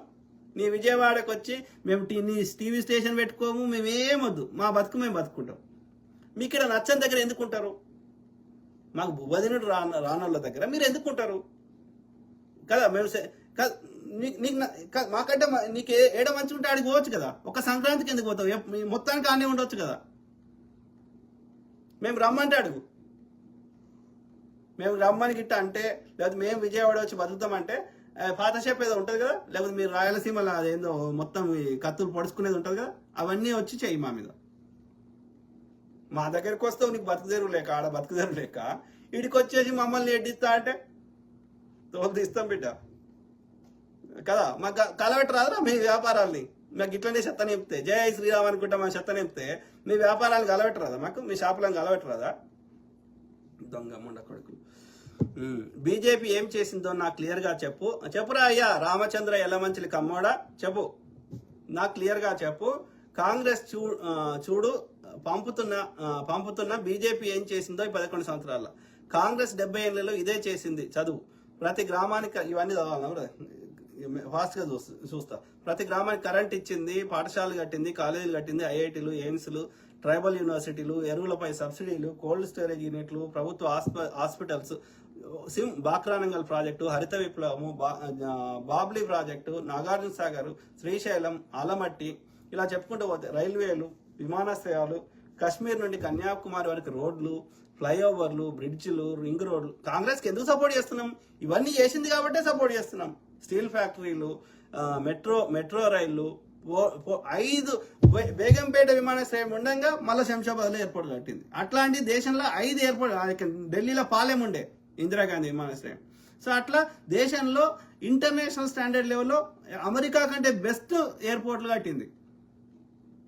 అట్లా ఏ రంగమన్నా తీసుకో. బీజేపీ ఏం కట్టిందో చెప్పండి రాయ్యా. ఆల్రెడీ కాంగ్రెస్ కట్టిన వాటికి ఇది పేర్లు మారుస్తుంది, 2nd గ్రేడ్ వాటికి పేర్లు మారుస్తుంది, మార్చి మేము చేసినాం అంటుంది. దొంగలు. స్టీల్ ఫ్యాక్టరీలు కట్టింది కాంగ్రెస్, బొగ్గు ఫ్యాక్టరీలు కరెక్ట్. ఇప్పుడు ఎన్టీపీసీ ఎవడు పెట్టినరా? ఎన్టీపీసీ లాంటి సంస్థ మోడీ ఏం పెట్టినరా? ఒక్క ప్రభుత్వ రంగ సంస్థ కానీ ఒక్క కొత్త ఏమన్నా పెట్టిండా? అన్ని గుజరాతీ వ్యాపారానికి వానికి రాసిచ్చుడు తప్ప. ఇక్కడ జీవీకే ఉంటే జీవీకే ఉంది తీసేసి ఆ ముంబైది హైదరాబాద్ ఎయిర్పోర్ట్ వానికి ఇచ్చిండు. దానికి ఇన్ని దేశాలు తిరిగిండు, ఏ దేశంతో ఒక్క డీల్ చేసుకొచ్చిండ్రు అయ్యా? అదాని కాంట్రాక్ట్ చేయడానికి తిరుగుతున్నాడు దొంగ. బొగ్గు ఫ్యాక్టరీలు కట్టింది, జల విద్యుత్ కేంద్రాలు కట్టింది, అణు విద్యుత్ కేంద్రాలు కట్టింది కాంగ్రెస్. క్లాత్ మిల్స్ తెచ్చింది, పారిశ్రామిక విప్లవం తెచ్చింది, హరిత విప్లవం తెచ్చింది, అగ్రికల్చర్ యూనివర్సిటీలు కట్టింది, సైన్స్ కాంగ్రెస్లు పెట్టింది, భారత రాజ్యాంగాన్ని నిర్మించడానికి వ్యవస్థను ఏర్పాటు చేసింది. స్వతంత్రం వచ్చినాక ఏమన్నా భారతదేశంలో ఏమి చేసినా అది కాంగ్రెస్ పుణ్యమే. 2014 నుంచి ఏం చేసిర్రో చెప్పారు. ఈ 186 లక్షల కోట్లు లేదంటే మొత్తం కలిపి 400 లక్షల కోట్లు ఏడికి పోయినాయి చెప్పండి. ఏడికి పోతాయి? కంపల్సరిగా ఆర్య బనియాల దగ్గర ఉన్నాయి, ఆర్య బ్రాహ్మణుల దగ్గర ఉన్నాయి. సింపుల్. ప్రభుత్వ రంగ సంస్థలు స్థాపించింది కాంగ్రెస్, ఉద్యోగాలు ఇచ్చింది కాంగ్రెస్, దేశ అక్షరాస్యత పెంచింది కాంగ్రెస్, పోలియో లాంటి మశూచి లాంటి అంటురోగాలను నిర్మూలించింది కాంగ్రెస్, ప్లేగు లాంటి రోగాలను నిర్మూలించింది, బేసిక్ ఇన్ఫ్రాస్ట్రక్చర్ డెవలప్ చేసింది. ఎక్కడ చూసినా దుర్గంధం ఉండే. బ్రిటిష్ వాడు పోయేటప్పుడు తినడానికి తిండి లేదు, కట్టుకోవడానికి బట్ట లేదు, అంటు రోగాలతోటి, కలరా, మసూచి అనేక రోగాలతోటి. ఎందుకంటే బేసిక్ ఫెసిలిటీస్ లేక వాటర్ కంటామినేట్ అయ్యి, ఎయిర్ పొల్యూషన్ అయ్యి అనేక రకాల రోగాలు వచ్చి గత్తర అంటే వాటర్ కంటామినేట్ అయ్యి ఓపెన్ డెఫికేషన్ చేయడం వల్ల బయటనే దొడ్డిపోవడం వల్ల ఆ వర్షాకాలంలో వర్షం పడి అదంతా తాగునీళ్ళలో కలిపి ఆ యొక్క కలుషితమైన నీళ్లు తాగి ఊరంతా చచ్చిపోయేటోళ్ళు. ఎవడో బాయిల కాడికి పోయినాడు బతికేటోడు. ఇట్లా రకరకాల చిన్నప్పుడు ఎంతమంది బోధకాలతోటి లేకపోతే పోలియో కుంటికాలతోటి నడిచేటోళ్ళు ఎంతమంది చూసేటోళ్ళం. పోలియో సుక్కలు వచ్చేసారు, ఏనాడు ప్రచారం చేసుకోలే. పోలియో సుక్కలు మేము వేసినాం, మా మోడీ ఫోటో పెట్టు, మా తొక్కలోని ఫోటో పెట్టు ఏనాడు అనలే. దొంగ మండ కొడుకులు. చట్టసభల్లో ఒక్కటి కూడా సరిగ్గా హ్యాండిల్ చేయలే. ఆ రెమెడీస్ వేరికి 30,000 మనతోటి కట్టించుకున్నాడు. అది ఫస్ట్ వ్యాక్సిన్ కూడా మన పైసలతోటి తయారు చేయించి మళ్ళీ ఆ వ్యాక్సిన్ కూడా 1,200 తీసుకున్నాడు. చెన్నైలో హైకోర్టు మరి 20 లక్షల కోట్లు నువ్వు ఖర్చు పెడతావు కరోనా కోసం ఏవి అని అడిగితే అప్పుడు ఫ్రీ అన్నాడు. అంటే వ్యాక్సిన్ మన పైసలతోటి తయారు చేసి మళ్ళీ మన దగ్గర 1,200 తీసుకున్నాడు. అంటే ఎంత గలీజ్ మండకొడకాడు. చట్టసభల్లో మహిళలకు హక్కులు కల్పించింది Congress. Correct. Right to education act తెచ్చింది, సమాచార హక్కు చట్టం తెచ్చింది, ఎన్నియేసింది. తెలంగాణ ఇచ్చింది. కాంగ్రెస్ ఇవ్వకపోతే ఇంకా 100 ఏళ్ళనే రాకపోతుండే. బీజేపీ ఇస్తుండేనారా? ఇస్తే కాంగ్రెస్ కూడా తెలంగాణ ఇస్తే కాంగ్రెస్ ని ఇప్పటికీ విమర్శిస్తున్నాడు. తలుపులు మూసిచ్చిర్రంట, తలుపులు మూసియలేదంట. ఎట్లా ఇస్తే ఇవ్వడం ముఖ్యం కదా. దొంగ ముండ కొడుకు. అంటే ఇచ్చేది లేదు వానికి. గలీజ్ ముండ కొడుకు. అంటే పెట్టుబడిదారుల సంఖ్యను ఆకుతున్నాడు వాడు. ఆంధ్రాలో పెట్టుబడిదారులు దొంగ ముండ కొడుకులు ఆంధ్ర ప్రజల్ని ఎదగనిస్తలేరు వాళ్ళు. ఇక అట్లనే తెలంగాణ చేద్దామంటే వర్కౌట్ అవుతలేదు. మేము రాజుల లెక్క బతికిన వాళ్ళము ఇలా మమ్మల్ని కూడా ఆంధ్రాల లెక్క ఉత్తరాది లెక్క ఎడ్డోళ్ళని చేస్తా ఆడుకుంటా అంటే తోలు తీస్తాం బిడ్డ. బతకడానికి వచ్చిన లెక్కుండు, లేకపోతే మా కాలబెట్టడు వచ్చు. ఓకే, మా మంచితనం ఒకటే చూస్తున్నామేమో. ఎల్ఐసి స్థాపించింది కాంగ్రెస్, విద్యుత్ సబ్ స్టేషన్లు పెట్టింది కాంగ్రెస్, పోలియోపై యుద్ధం చేసింది కాంగ్రెస్, ఆహార భద్రతా చట్టం తెచ్చింది కాంగ్రెస్ కదా. పనికి ఆహార పథకం ఎవరు తెచ్చిండు? మనరేగా. అప్పుడు వ్యతిరేకించే దరిద్రుడు వీడే. గ్రామీణ ఉపాధి హామీ పథకం తెచ్చింది కాంగ్రెసే, వృద్ధులకు పెన్షన్ ఇచ్చింది కాంగ్రెసే, స్కాలర్షిప్లు ఇచ్చింది కాంగ్రెసే, గ్రంథాలయాలు కట్టింది, స్టేడియంలు కట్టింది, ఫార్మసీ రంగానికి బీజం వేసింది, ఇస్రోని స్థాపించింది. ఒక్కటా రెండా? బాబా అటామిక్ రీసెర్చ్ సెంటర్. ఇట్లా ఏదన్నా చెప్పు. ఎన్ని వందల ప్రభుత్వ రంగ సంస్థలు, ఏ రంగమన్నా తీసుకో. ఫస్ట్ ప్లానింగ్ కమిషన్ పెట్టి మేధావుల సలహాల ప్రకారం ఏ రంగంలో భారతదేశం బలహీనంగా ఉందో ఆ మేధావులు చెప్పిన దాన్ని బట్టి ఫండింగ్ ఇచ్చి అట్లా ఒక్కొక్క రంగాన్ని డెవలప్ చేసుకుంటూ వస్తే ఈ స్థాయికి వస్తే వీడు రాగానే ఫస్ట్ తెచ్చింది ప్లానింగ్ కమిషన్. ప్లాన్ లేకుండా చిన్న ఇల్లు త్వరగట్టలేము, ఒక చిన్న బ్రిడ్జ్ కట్టలేము. దేశాన్ని ఎట్లా నిర్మిస్తావు అంటే నువ్వు దేశాన్ని నిర్మించడానికి రాలేదు, దోసుకోవడానికి వచ్చినావు. ఈ 60 ఏళ్ళలో చేసిందంతా ఎత్తుకోబోతున్నావు ముండ కొడుకు. గలీస్ పడుకో. గుండు సూది కూడా తయారవని దేశంలో అంతరిక్షంలోకి రాకెట్లు పంపే స్థాయికి తీసుకొచ్చింది కాంగ్రెస్. కరెక్ట్. దేశ రక్షణ వ్యవస్థను పటిష్టం చేసింది కాంగ్రెస్. బ్యాంకులను జాతీయం చేసింది కాంగ్రెస్. చెప్పరా అయ్యా, ఒక పక్క దేశమైన పాకిస్తాన్ 2 ముక్కలు చేసింది. 2 దిక్కుల శత్రువులు ఎందుకని? ఒకటా రెండా ఎన్నని చెప్పాలి? భూస్వాముల దగ్గర భూములు ఉంటే భూ గరిష్ట పరిమితి చట్టం తెచ్చి పేదోళ్ళకి భూములు వంచి పెడితే ఇలా ఆ ఎస్సీల ఎస్టీల దగ్గర ఆ ఎకరమో 2 ఎకరాలు 3 ఎకరాలు అర్ధ ఎకరమో ఉంది. లేకపోతే ఇలా భూమి ఎక్కడిది? భూస్వాముల దగ్గర సామాన్యుల దగ్గర భూమి ఎక్కడిది? అట్లాంటి సంస్కరణలు మోడీలు వచ్చినా కూడా ఏం తెచ్చిండ్రా? రాజులకు ఇచ్చేటువంటి భరణం రద్దు చేసింది. ఒక 360 సంస్థానాలు చిన్న చిన్న దేశాలుగా ఉన్న ఒక అనేక రాజ్యాలుగా లేకపోతే దేశాలుగా అయ్యాలి యూరోప్లో ఎట్లున్నాయి అట్లా ఉన్నటువంటి ఈ భారతదేశాన్ని ఒక తాటి కిందికి తెచ్చి ఒక భారతదేశం అనేది ఒక ఐక్యంగా ఏర్పాటు చేసింది. యూనియన్ ఆఫ్ స్టేట్స్ గా మార్చింది. రిపబ్లిక్ ఆఫ్ ఇండియాగా మార్చింది. ఒకటా రెండా? పాకిస్తాన్కి రాజ్యాంగం రాసుకోవడానికి ఎన్నేళ్ళు పట్టింది? మనం ఎంత తక్కువ టైంలో రాసుకోగలిగినాం. సో ఏ రంగంలో అయినా ఇలా ఈ స్థాయికి ఒక ప్రపంచంలో అభివృద్ధి దేశాలతో కంపీట్ కాగలుగుతున్నామంటే అది కాంగ్రెస్ పుణ్యమే. మోడీ ఏం చేసిండు? 2014 నుంచి మోడీ ఈ రంగంలో మనకి గతం కంటే మన ఆర్థిక స్థితిగతులు బాగుపడ్డాయి కానీ, అభివృద్ధి జరిగింది కానీ, ప్రభుత్వ సంస్థలు పెట్టినాయి కానీ, ఒక మంచి రోడ్లు వేసినాయి కానీ, ఎనీథింగ్ ఒక సామాన్యుడికి ఒక సామాన్య భారతీయుడికి ఏ కులమైనా ఏ మతమైనా పోనీ హిందువుల కోసమే అవతరించిన అంటుండే హిందువుల కోసమైనా మోడీ వల్ల ఒక్కరి జీవితం బాగుపడ్డాయి చెప్పండి. ఒక రైతుని అడగండి, ఒక కార్మికుని అడగండి, ఒక కర్షకుని అడగండి, లేకపోతే ఒక వ్యాపారస్తుని అడగండి, ఏ రంగంలో అయినా అడగండి. గుజరాతీ ఆర్య బనియాలు ఆర్య బ్రాహ్మణులు తప్ప మిగతా ఏ సామాజిక వర్గం కూడా 1% కూడా బాగుపడలే. ఇంట్లో వాళ్ళందరినీ రోడ్డు మీద తెచ్చినావు.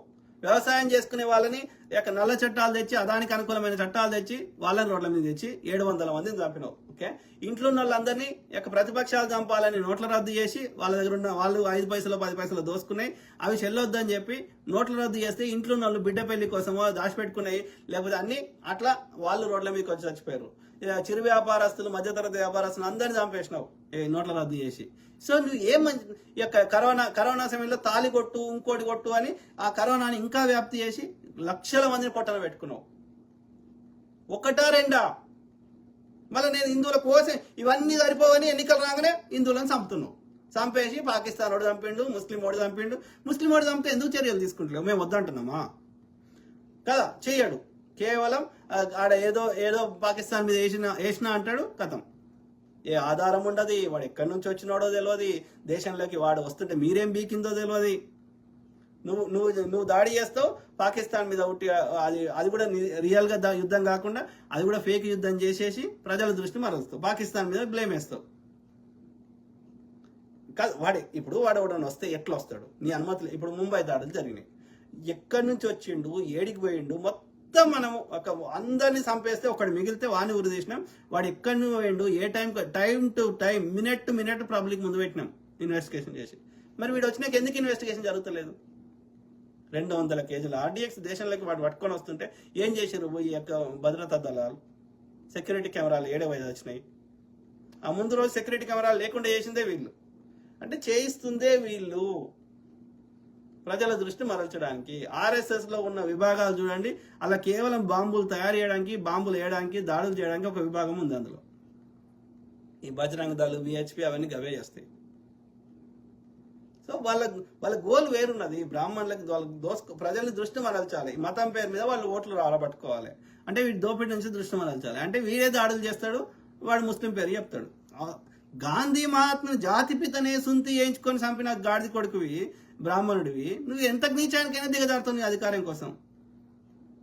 భారతదేశంలో జరిగిన అన్ని దాడులు ఈ వీడి చేయించినాయి, ఇంక్లూడింగ్ పాకిస్తాన్ తోటి కూడా. ఆడ కూడా పైసలకు అమ్ముడు పోయే గాడిది కొడుకులతోటి కలిపి కుమ్మక్కై చేయిస్తుంది వీడే. ఈ భారతదేశంలో ఉన్న ఆర్య బ్రాహ్మణుడే. సింపుల్. జలంధర్ మండల టీడీపీ ప్లస్ బీజేపీ ఇద్దరిని దన్నాలి పట్టుకో. ఓకే, పెట్టుబడిదారులు లేదా పెట్టుబడిదారులు కూడా కాదు. పెట్టుబడిదారుడు అంటే వాడు నిజంగా ఫేర్ బిజినెస్ చేస్తే వాడిని ఏమంటలేము. దోపిడీదారుడు వాడు, పెట్టుబడిదారుడు కాదు, దోపిడీదారుడు. వాడు దోసుకున్న దానికి 5 రూపాయలు నీకు ఇస్తాడు అంటే వాంతటి కుమ్మక్క అవుతావా? రాజేష్ మామిడిపల్లి అవును బ్రదర్, అమెరికాలో యూరోప్లో ప్రభుత్వ ఆసుపత్రిలో ఉండవు, అన్ని ప్రైవేట్ హాస్పిటల్స్, ఇన్సూరెన్స్ ఉంటుంది, ప్రభుత్వం నిర్ణయిస్తుంది. అట్లయితే మనకు బర్డన్ పోతుంది కదా బ్రదర్. ఇప్పుడు నువ్వు చూడు, ప్రభుత్వ హాస్పిటల్స్ కానీ ప్రభుత్వ యొక్క విద్యాలయాలు కానీ మళ్ళా మెజారిటీ కొంచెం అవకాశం ఉన్నవాడు ప్రైవేట్కే వదిలించుకుంటాడు. మరి గవర్నమెంట్ డాక్టర్స్ తోటి గవర్నమెంట్ టీచర్తో పోలిస్తే వాళ్ళు వెరీ లెస్ క్వాలిఫైడ్. వీడు గవర్నమెంట్ టీచర్ కావాలంటే వాడు బీఈడీ చేసి ఇంకేదో కోర్సులు చేసి వాడు డిఎస్సి పాస్ అయ్యి వాడు ఎక్స్పీరియన్స్ వచ్చి అంత సీనియర్ ఉంటాడు. అయినా సరే మన కొడుకుని బిడ్డని ప్రైవేట్కి పంపిస్తాం. ఎందుకంటే వీడు ఇంత టాలెంట్ ఉన్నా వీడు ఆ యొక్క డెడికేషన్ లేదు. కాబట్టి ఈ తలకాయ నొప్పి ఎందుకు? అవసరం ఏముంది? వీళ్ళు ఇన్ని లక్షల ప్రైవేట్లో ఇప్పుడు గవర్నమెంట్ టీచర్కి ₹1,00,000 ఇస్తారు, ప్రైవేట్లో ₹1,00,000 ఇస్తారా? 20,000 ఇస్తే ఎక్కువ, 20 లేదా 30 మ్యాక్సిమం. అది ఇంకా ఇప్పుడు రేట్ ఈ ద్రవ్యోల్బణం వల్ల పెరగవచ్చు. కానీ ఏదైనా వీనికి ఇచ్చే తోడిస్తే 3 నుంచి 5 రెట్లు వీనికి ఎక్కువ వస్తుంది. మరి వీడు చెప్పేది ఏంది, వాడు చెప్పేది ఏంది? సో కాబట్టి మనకి ఎందుకు తలకాయ నొప్పి? మొత్తం ఎత్తేసి మొత్తం ప్రైవేట్ చేసి మనకు వద్దు. పేదోనికి మనం రీయింబర్స్ చేద్దాం. నెలకి నీకు 2,000 3,000 ఎంతనో ఇస్తాం. పెన్షన్ ఇస్తలేం, అట్లనే ఇస్తాం. ప్రతి విద్యార్థి, పేద విద్యార్థికి నెలకి ఇన్ని పైసలు ఇస్తాం. మీరు ఫీజే కట్టుకుంటారా, మీరు తిండి కొనుక్కొని తింటారా, ప్రైవేట్ హాస్టల్లో ఉంటారా, ఏం చేసుకుంటారో మాకు తెలియదు, మాకు సంబంధం లేదు. మనకెందుకు? ధనవంతుల పిల్లలకి ఏ ఫెసిలిటీ వస్తుందో నీకు కూడా అదే వస్తుంది. మనకెందుకు ఈ తలకాయ నొప్పులు? వాడెవడో ఫుడ్లో పురుగులు వేసిండు, వాడెవడో పాయిజన్ వేసిండు, లేకపోతే ఇంకోటి ఏదో వేసిండు, అన్నంలో ఇవి వస్తున్నాయి అవి వస్తున్నాయి. మనకి ఎందుకు ఆ తలకాయ నొప్పి? పైసలు ఇస్తాం, కొనుక్కొని తిను. ప్రైవేట్ క్యాంటీన్లు అలో చేయి, వాళ్ళే వస్తారు, వాళ్ళే ఫుడ్, వీళ్ళు టోకెన్ పైసలు ఇస్తారు, లేకపోతే టోకెన్లు ఇస్తారు, వాళ్ళని రెగ్యులేట్ చేయి. ఆ ప్రైవేట్ విద్యా సంస్థలు కానీ ప్రైవేట్ వ్యాపారస్తులు అందరూ రెగ్యులేట్ చేయి. ఇప్పుడు ఆ డాక్టర్ ఏది పడుతుంది సూదిస్తే వాడిని, ప్రైవేట్ హాస్పిటల్లో కూడా వాడు ఏది పడుతుంది ట్రీట్మెంట్ ఇస్తే వాడిని శిక్షించామా? సో అట్లనే హాస్పిటల్ అయితే మనకి ఇంకా తలకాయ నొప్పి ఇంకా అవుతుంది. ఓన్లీ ఇన్సూరెన్స్ కడతాం, అయిపోయాయి. వాళ్ళని రెగ్యులేట్ చేయి. ఈ ట్రీట్మెంట్కి ఇంతకంటే ఎక్కువ పైసలు తీసుకోవద్దు. మార్కెట్కి అనుకూలంగా 1% 2% పెంచు. లేదు అంటే పేద మధ్యతరగతికి నువ్వు 90%, ప్రైవేట్ వాడైనా పేద మధ్యతరగతికి రెగ్యులేట్ చేస్తాం. ప్రైవేట్ వాడైనా సరే పేద మధ్యతరగతి ఈ రేట్ ఇయ్యి. ధనవంతుని దగ్గర చిరంజీవి ఇంకోడు పవన్ కళ్యాణ్ ఇంకోడు ఉన్నాడో వానికి కూడా కార్డు ఇస్తాం. వీనికి తెల్ల కార్డు ఇస్తాం, ఒకనికి పింక్ కార్డు ఇస్తాం, లేకపోతే ఒకటి గ్రీన్ కార్డు ఇస్తాం, ఇంకోనికి ఎర్ర కార్డు ఇస్తాం. ఆ ఎర్ర కార్డు ఇచ్చిన వాడికి మాకు సంబంధం లేదు. మిగతా వాళ్ళకి ఈ రేట్కి. అందులో ఇది మధ్యతరగతి వాళ్ళకి అయితేనేమో 50% ప్రభుత్వం కట్టుతుంది, మిగిలిన 50% నీ చేతులకు వెళ్ళి పెట్టుకో. పేదోళ్ళకి మాత్రం 90%, ₹100 వాడు ఫీజు వేస్తే ₹10 నువ్వు కట్టుకో, ₹90 మేము కడతాం. నువ్వు వచ్చిన దగ్గర చూపించుకో. ఇక సేమ్ క్వాలిటీ ఉంటుంది. ఆ ధనవంతుడికి ఏ క్వాలిటీ ఉందో నీకు కూడా అదే క్వాలిటీ ఉంటుంది. ధనవంతుని బిడ్డ ఏడు చదువుతాడో నువ్వు కూడా అన్నది చదువుతావు. మరి వానికి డిఫరెన్షియేషన్ ఉండదు. ఇక వానికి మంచి ఎడ్యుకేషన్ ఉంది, నాకు చెడ్డగా ఉంది ఉండదు. ఇక మనకి ఎందుకు తలకాయ? సంవత్సరానికి మీరు లెక్క పెట్టండి, ప్రైవేటు గవర్నమెంట్ రెగ్యులర్ స్కూళ్ళకి, అందులో టీచర్లకి, వాళ్ళ స్టాఫ్కి, అందరికీ, అట్లనే గురుకులాల పిల్లలకి వాళ్ళని పోషించడానికి వాళ్ళకి బట్టలు, అవి కాకుండా అక్కడ పనిచేసే టీచర్లకి ఇవంతా యాడ్ చేయండి. ప్లస్ గవర్నమెంట్ హాస్పిటల్కి ఇచ్చే వాళ్ళకి జీతాలు, ఆ ఎక్విప్మెంట్, హాస్పిటల్ మెయింటెనెన్స్, ఇవన్నీ యాడ్ చేయండి. తక్కువ నా అంచనా ప్రకారం ఈ యొక్క సోషల్ వెల్ఫేర్ ఇవన్నిటి కింద 30,000 కోట్లన్నా వేస్ట్ అవుతున్నాయి.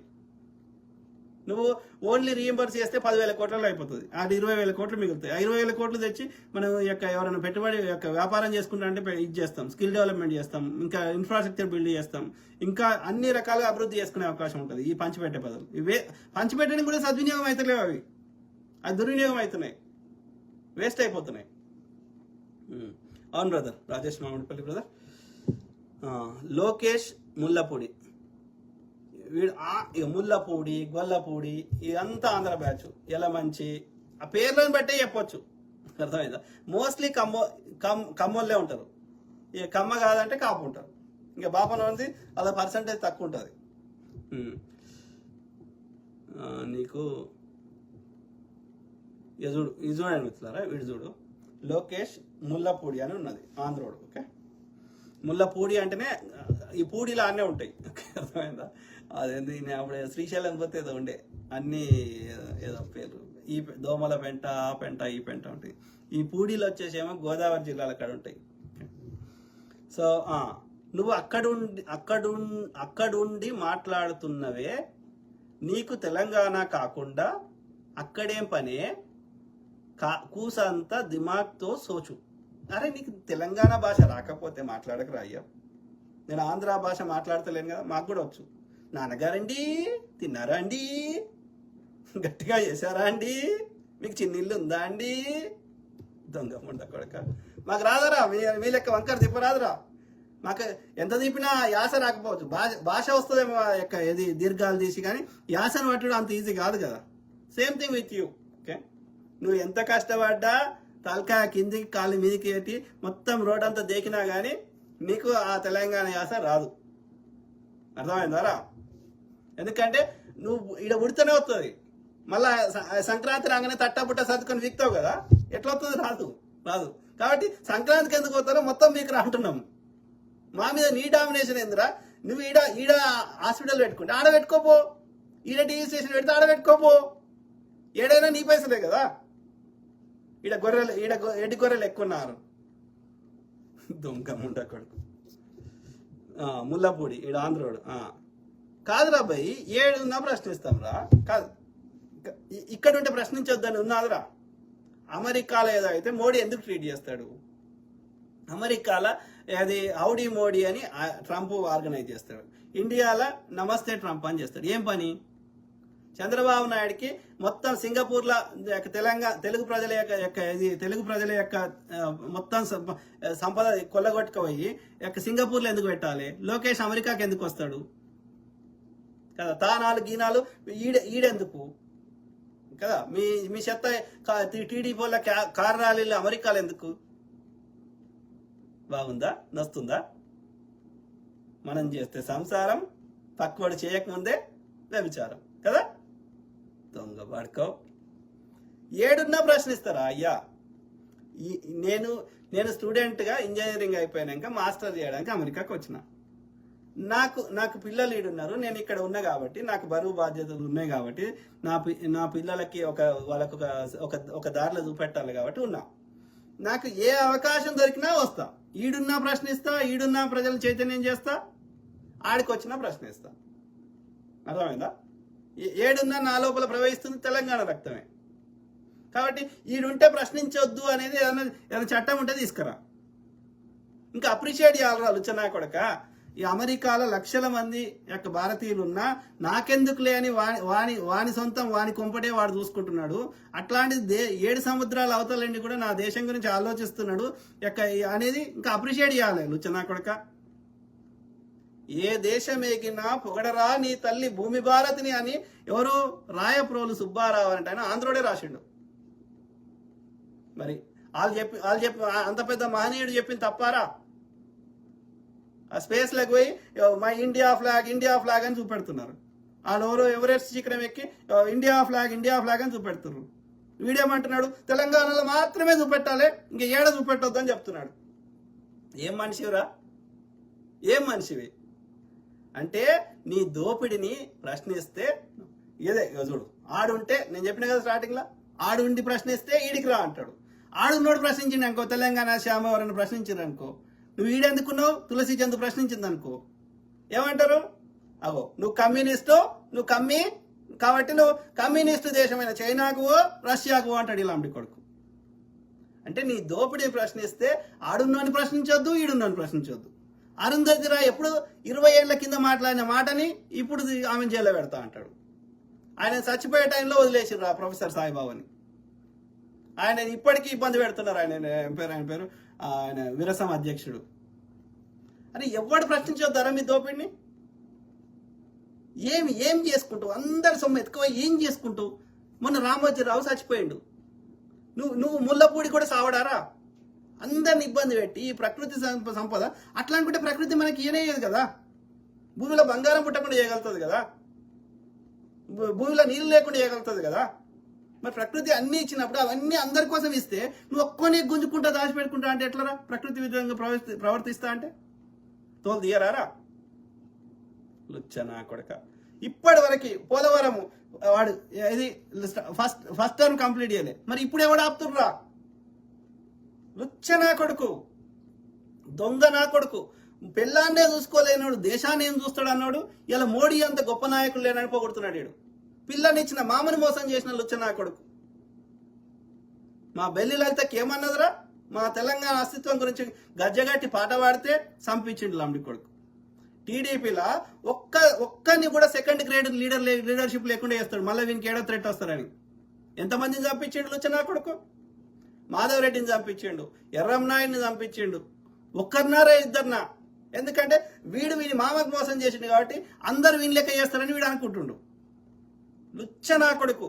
చంద్రబాబు నాయుడు అంత గలీజ్ నా కొడుకు ఈ భూమి మీద లేడు. అర్థమైందా? ఆ చంద్రబాబు నాయుడు ఉచ్చదొక్కినా అనుకో రేవంత్ రెడ్డి నీ ముట్టి కూడా వలుగుతుంది. ఆడ ఎడ్డి కోదలు ఉన్నారేమో ఆంధ్రప్రదేశ్లో, కానీ తెలంగాణలో అయితే శీరిషిని తగ్గడతారు. అర్థమైందా? గలీజ్ పడుకు. నువ్వు తెలంగాణ వాడివే కాదు ముల్లపొడి. నీకేం పని రా? నీకేం పని? మేము ఏదో తెలంగాణలో ముచ్చట పెట్టుకుంటాం. నీకేం పని? నీ ఆంధ్రాకు పో, నీ విజయవాడకు పో, నువ్వేం పిక్కుంటావు పిక్కు. మా తెలంగాణ నీకేం పని రా? లుచ్చబాడుకో. నీ విజయవాడకు వస్తే మాకు తిట్టు. దొంగ పాడుకో. ఎథిక్స్ లేవు వాళ్ళకి, ఎథిక్స్ మొరల్స్ లేవు. అని ఆధిపత్యాన్ని ప్రశ్నిస్తే గిట్లనే చేస్తారు. మన వ్యక్తిగతంగా ఇబ్బంది పెడతారు, లేకపోతే మన క్యారెక్టర్ అసాసినేట్ చేస్తారు. అన్ని రకాలుగా వానికి ఎథిక్స్ మొరల్స్ లేవు, ఇక పద్ధతి లేదు, ఒక సిస్టమ్ లేదు. ఓకే. రాజేష్ మామిడిపల్లి, ఇంతవరకు తెలంగాణ సినిమా ఇండస్ట్రీ అనేది వేరుపడలేదు, ముందు ఆ పని చేయాలి. Correct brother. Telangana cinema industry ఏర్పడితే తెలంగాణ సినిమాలు అది వేరే రకంగా ఉంటాయి. ఇప్పుడు తెలంగాణ ఫోక్ సాంగ్స్ ఉంటే అది ఎంత, అది ఒక లోపలే ఒక ఆత్మని ఇట్లా టచ్ చేస్తుంటది. కనకవ్వ లాంటి వాళ్ళు ఎంతో మంది ఇంకా బయటకు వస్తారు. అర్థమైందా? ఇప్పుడు తెలంగాణ పాటలు కూడా ఎవరు పాడతారు? మళ్ళీ రాయలసీమ ఏంద్ర మంగళీ పాట పాడుతుంది, జంగిలీ పాట పాడుతుంది. మరి మేమేమి కాదు, మా దగ్గర టాలెంట్ ఉన్న వాళ్ళు లేరా? కొల్లలు ఉన్నారు. కాకపోతే వాళ్ళకి కొంచెం ట్రైనింగ్ కానీ, వాళ్ళకి ఒక కొంచెం ఔత్సాహికం కానీ ప్రోత్సాహం కానీ ఇస్తే ఒక మీ ఆంధ్రోల కంటే 1000 రెట్లు అన్ని రకాలుగా ఇది అవుతారు. అర్థమైందా? ఒకప్పుడు మా తెలంగాణ భాషని ఆకు రౌడీలకు పెట్టేటోడు. హీరో విజయవాడ నుంచి వచ్చేటోడు, విలన్ విజయవాడ నుంచి వచ్చేటోడు, మెయిన్ విలన్, హీరోయిన్ విజయవాడ నుంచి వచ్చేది. ఆకు రౌడీలకి కింద, మెయిన్ విలన్ కింద ఉన్న ఆకు రౌడీలకి మా తెలంగాణ భాష పెట్టి ఎక్కిరిచ్చేలాంటి కొడుకు. ఇవాళ తెలంగాణ యాస మాట్లాడకపోతే వాని ఆంధ్రోని శానాన్ని నడతలేదు. ఆ స్థాయికి వచ్చింది. సో కాబట్టి మా అస్తిత్వాన్ని ఎందుకు కూడా కొట్టుకుంటాం? రేవంత్ రెడ్డి నీకు సిగ్గుంటే ఓకే, ఆంధ్రోనికి పోయి ఆ యొక్క గద్దర్ ఫోక్ అవార్డ్స్ పెట్టాలి, కానీ గద్దర్ సినిమా అవార్డ్స్ పెడతారు రావడం. మళ్ళీ అన్ని ఆంధ్రులకు పైసలు ఇచ్చిండు, అందరికి పంచిపెట్టిండు. మళ్ళీ ఫోక్ అవార్డ్స్ ఇచ్చి ఫోకర్లకు పంచిపెట్టు. లుచ్చనా కొడక. తెలంగాణ ఫిల్మ్ ఇండస్ట్రీ సపరేట్ చేయి, తెలంగాణ ఫిల్మ్ ఇన్స్టిట్యూట్ పెట్టు. ఎవరెవరికి 24 క్రాఫ్ట్స్లో తెలంగాణ వాళ్ళకి ఎవరెవరికి ఏ ఇంట్రెస్ట్ ఉందో అవి నేర్పి. పేదోళ్ళు ఉంటే వాళ్ళకి ఒక 90% మనమే కడతాం గవర్నమెంట్, వాళ్ళు మంచి స్కోర్ తెచ్చుకుంటే. తర్వాత తెలంగాణ ఔత్సాహికులు ఎవరైనా సినిమాలు తీయాలి, ఇంకోటి ఏదైనా లో బడ్జెట్ ఏదైనా తీయాలంటే వాళ్ళకి ఎంతో కొంత ఆర్థిక సాయం చేద్దాం, లేకపోతే ట్యాక్స్ తీసుకోవద్దు తెలంగాణ సంబంధించినవి. ఆడ తెలంగాణ ఫిల్మ్ ఇండస్ట్రీ లేదు, మొత్తం ఆంధ్రలే. ఏంది తలకాయ నొప్పి? రేవంత్ రెడ్డి మేము తెలంగాణ తెచ్చుకున్నది, అప్పుడు ముల్కీ నిబంధనలు తెచ్చుకున్నది, ఇడ్లీ సాంబార్ గోబ్యాక్ అన్నది తెలంగాణ తెచ్చుకున్నది. ఓకే, 16 జీవో తెచ్చుకున్నది, ఇంకోటి తెచ్చుకున్నది. మేము ఎట్లా రాజుల లెక్క బతికినాము. ఓకే, వాడు బతుకోవడానికి వచ్చినవాడు మా మీద డామినేషన్ చేస్తా అంటే, ఇది ఇంకా కంటిన్యూ చేస్తా అంటే, ఇప్పుడు తెలంగాణ ఇంతకుముందు ఏది తెలంగాణ సపరేట్ స్టేట్ కోసం కొట్లాడినాం ఎన్నో ఆశయాలతోటి. ఇప్పుడు ఆ సపరేట్ అయినాక కూడా మళ్ళీ సేమ్ ఒక పరిపాలకుడు ఒకడే మారింది, కానీ మళ్ళీ సేమ్ రొటీన్ నడిస్తే మళ్ళీ ఇంకో ఉద్యమం వస్తుంది, తెలంగాణ బచావో ఉద్యమం వస్తుంది. కాబట్టి ముందు జాగ్రత్తగా తెలంగాణ బచావో చట్టం తీసుకురా. ఈ ఉత్తరాదిలో ఆంధ్రాల యొక్క వ్యాపారాలు, వాళ్ళ యొక్క ఆధిపత్యము, వాళ్ళ యొక్క మన కల్చర్ మీద దెబ్బ కొట్టడము, ఐడెంటిటీ అవి తీసేయి. తెలంగాణ వ్యాపారాలని, తెలంగాణ ఐడెంటిటీని, తెలంగాణ ఫిల్మ్ ఇండస్ట్రీని, తెలంగాణ ఫోక్ ఇండస్ట్రీని వీటిని పైకి తీసుకురా. నిజాం షుగర్స్ ఫ్యాక్టరీ తెరిపి. ఓకే, ఏడాది లోపల ఒక ప్రణాళికాబద్ధంగా చెయ్యి. నీ ఒక్కరిని సొంతంగా కూర్చుండి ఆలోచించాల్సిన అవసరం లేదు. మేధావులతో కమిటీలు అయ్యి వాళ్ళు సలహాలు ఇస్తారు, ఒక టైం బౌండ్ కమిటీ అయ్యి సో వాళ్ళ సలహాలు సూచనలను ఎంతవరకు ఇంప్లిమెంట్ చేయొచ్చో ఆలోచించి ఆ యొక్క ఫైనాన్స్ మినిస్టర్ క్యాబినెట్లో డెసిషన్ తీసుకొని ఆ విధంగా చర్యలు తీసుకో. అర్థమైందా? ఏడాది లోపల కార్యాచరణ ఉండాలి. అంతే తప్ప నువ్వు ఇంకా ఆంధ్రోళ్ళ సంకనాక్తా ఆ చంద్రబాబు నాయుడు చెప్పింది ఏంటా, ఆడ మోడీ లుచ్చనాకుడికి చెప్పింది ఏందా అంటే నేను తీసేసి పక్కకు పెడతాం. ఓకే, గుర్తుపెట్టుకో రేవంత్ రెడ్డి గారు. డిపి రామ్ దూడల, hi sir, hi brother, hi to all my brothers, sisters, friends, everyone. Okay, Rajesh మామిడి ఫుల్ ఏమంటున్నారు? ప్రశ్నిస్తే వాడి కులం ఏంటి? ఆంధ్రాలో ఎంత కులపిచ్చి ఉంటుంది మిత్రులారా, తెలంగాణలో చాలా తక్కువ ఉంటుంది. కానీ మరీగా ఏమంటారు వాడిని బతకనియనంత ఉండదు. ఆంధ్రాలో అయితే గలీజ్ అంటే గలీజ్. ఆడు నా క్లాస్మేటు, వాడు ఉస్మాన్ యూనివర్సిటీ ఓయూ క్యాంపస్ ఉద్యమాల గడ్డ. ఇక్కడ వచ్చిండాడు, ఎక్కడి నుంచి, విజయవాడ నుంచి వచ్చిండు. వచ్చి ఇంకో క్లాస్మేట్ అయిన ఆడపిల్లని వీడు చౌదరి అని పిలుస్తాడు క్లాస్లో. వీడి కమ్మోడు ఆమె కమ్మదని నాకు తెలియదా? మనకి కులం పిచ్చే లేదా? అమ్మ నువ్వు ఏడికెళ్ళి వచ్చినావు, ఏడికొచ్చినావు, మళ్ళీ నీ కంపు ఆడనే ఉంది, విజయవాడనే ఉంది అంటే విజయవాడ నుంచి మళ్ళీ హైదరాబాద్ తెచ్చినావు. ఇప్పుడు హైదరాబాద్ నుంచి అమెరికాకి తీసుకొచ్చింది ఈ కంపెనీ. దరిద్రం ముందా కొడుకు. ఆకులపోనికి ఒక మళ్ళా తెలుగు సభలు, తానా ఒకటి, ఆట ఒకటి, ఇంకోటి ఒకటి. అంటే ఎంత కులపిచ్చి అనేది. ఇక మనోడైతే అయిపోయా. మన కులపొడైతే వాడు 1000 పాపాలు చేసినా ఏం కాదు. పక్క కులపొడి ఏ పాపం చేయకున్నా వాడు పెద్ద ద్రోహి. ఏం పిచ్చిరా ఇది అంటే గదే ఇక సిండికేట్ గదే. అంటే వాళ్ళొక కుట్ర చేసి మిగతా వ్యాపారస్తులు, మిగతా కమ్యూనిటీ వాళ్ళని ఎదగనీయకుండా చేయడం అన్నట్టు. ఇప్పుడు వాడు ఉత్తరాదోడి చేస్తుంది, మార్వాడోడి చేస్తుంది అదే, ఈ ఆంధ్రోడి చేస్తుంది అదే. అంటే వాళ్ళ కులపొడే రాజ్యం ఏలాలి, వాళ్ళ కులపొడే వ్యాపారాలు ఉండాలి, వాళ్ళ కులపొడే ఉండాలి. ఎవడన్నా వాళ్ళ కులంలో ఎవడన్నా జర ఇబ్బంది పడుతున్నాడు, వాడు వ్యాపారం లాస్ అయితే వీళ్ళందరూ కలిసి పైసలు వేసి వాడిని నిలబెడుతున్నారు. మరి ఇట్లా అంటే మనకి ఎంత కులపిచ్చి ఉంది అర్థం చేసుకోండి. దానివల్ల మిగతా వాళ్ళకి చాలా నష్టం జరుగుతుంది, మిగతా వ్యాపారాల సంఖ్య నాకపోతున్నాయి. ఆలోచించాలి మిత్రులారా, it's a bigger issue. Okay, ప్రశ్నిస్తే వాడి కులం ఏంటి, మతం ఏంటి, పార్టీ ఏంటి అని అడుగుతున్నారని ఈ రోజులలో ఆర్టిఫిషియల్ ఇంటెలిజెన్స్ వచ్చింది. దానికి కులం ఉండదు, మతం ఉండదు, ప్రాంతం ఉండదు, కేవలం ప్రశ్నలే ఉంటాయి. మరి అప్పుడేమంటారు ఈ బత్తాయి గాళ్ళు ఆర్టిఫిషియల్ ఇంటెలిజెన్స్ను ప్రశ్నిస్తుంటే? ఎట్లా చేసినా సరే నువ్వు ఏదన్నా చేయి, ఎన్ని ప్రశ్నలన్నా చేయి, ఏమన్నా చేయి, లాస్ట్కి ఏమవుతుంది? రెండే జరుగుతాయి. ఒకటి ఏది జై శ్రీరామ్, రెండోది మన హిందువుల మీద ఇది మనకి హిందువులకు థ్రెట్ ఉంది. 10% ఉన్న ముస్లిమ్స్ తోటి కానీ లేకపోతే ఏది పాకిస్తాన్ తోటి కరెక్ట్ ఎన్నికల ముందు దాడులు జరుగుతాయి. ఇవన్నిటితోటి కూడా సాధ్యం కాలేదనుకో, ఎన్నికల కమిషన్ ఉంది కదా, ఏది వాళ్ళకు ప్రతిపక్షాలకు పడాల్సిన ఓట్లని చెల్లకుండా చేయడం, లేకపోతే వీళ్ళు ఫేక్ ఓట్లు వేసుకోవడం. మోసం, దుర్మార్గులు. లక్ష్మీనారాయణ ఎస్ 100% కరెక్ట్ అన్న. రేవంత్ రెడ్డి బీజేపీ వదిలిన బాణమే. రేవంత్ రెడ్డి గారు మీ మీద నాకు ఏమంటారు గౌరవం ఉంది, కానీ బట్ ఎట్లీస్ట్ ఓకే, కావాలని చేసినవా, నువ్వు వచ్చిన బ్యాక్గ్రౌండ్ అట్లాంటిదా, లేకపోతే పైసల కోసం ఇప్పుడు వాడు సుపారీ తీసుకొని చేస్తారు, లేకపోతే పైసల కోసం ఆమెకు ఫీలింగ్స్ లేకున్నా కానీ ఎవరితోటైనా పండుకుంటుంది. 60 ఏళ్ళ ముసలు, 70 ఏళ్ళ ముసలు, 11 కూడా పడుకుంటుంది చూసినావా? సో అంటే ఆమెకు ఫీలింగ్స్ లేకుండా పైసల కోసం ఎంత నీచానికైనా ఎవరితోటైనా వండుకోవడానికి ఒక్క నిమిషం ఆలోచించదు, రోగాలు వస్తాయి అని ఆలోచించకుండా చేస్తున్నది. లేకపోతే వీడు పైసలు తీసుకొని ఎవరినైనా చంపమంటే సుపారీ చంపుతాడు. అంటే వాళ్ళకి పైసలు తప్ప, అది తప్ప రైటా, ఫీలింగ్స్ ఉన్నాయా లేవా, ఎథిక్సా, మోరల్సా, ఎలాంటిది లేకుండా ఉందో. మరి నువ్వు కూడా అట్లా చేస్తున్నావా? వాడెవడో దోసుకున్నోడు, దోపిడీదారుడు నీకు పైసలు ఇస్తా అంటే తెలంగాణ ప్రజల ఆత్మగౌరవాన్ని, తెలంగాణకి సంబంధించిన అస్తిత్వాన్ని, అభివృద్ధిని అన్నింటినీ తాకట్టు పెడుతున్నావా? ఎందుకంటే యువర్ యాక్షన్స్ విల్ స్పీక్. కాబట్టి ఇప్పటికైనా ఓకే, ఇప్పుడు 1.5 year అయింది. సో ఇంకా మనకు టైం ఉంది, కాబట్టి ఇంకా 3.5 years ఉంది.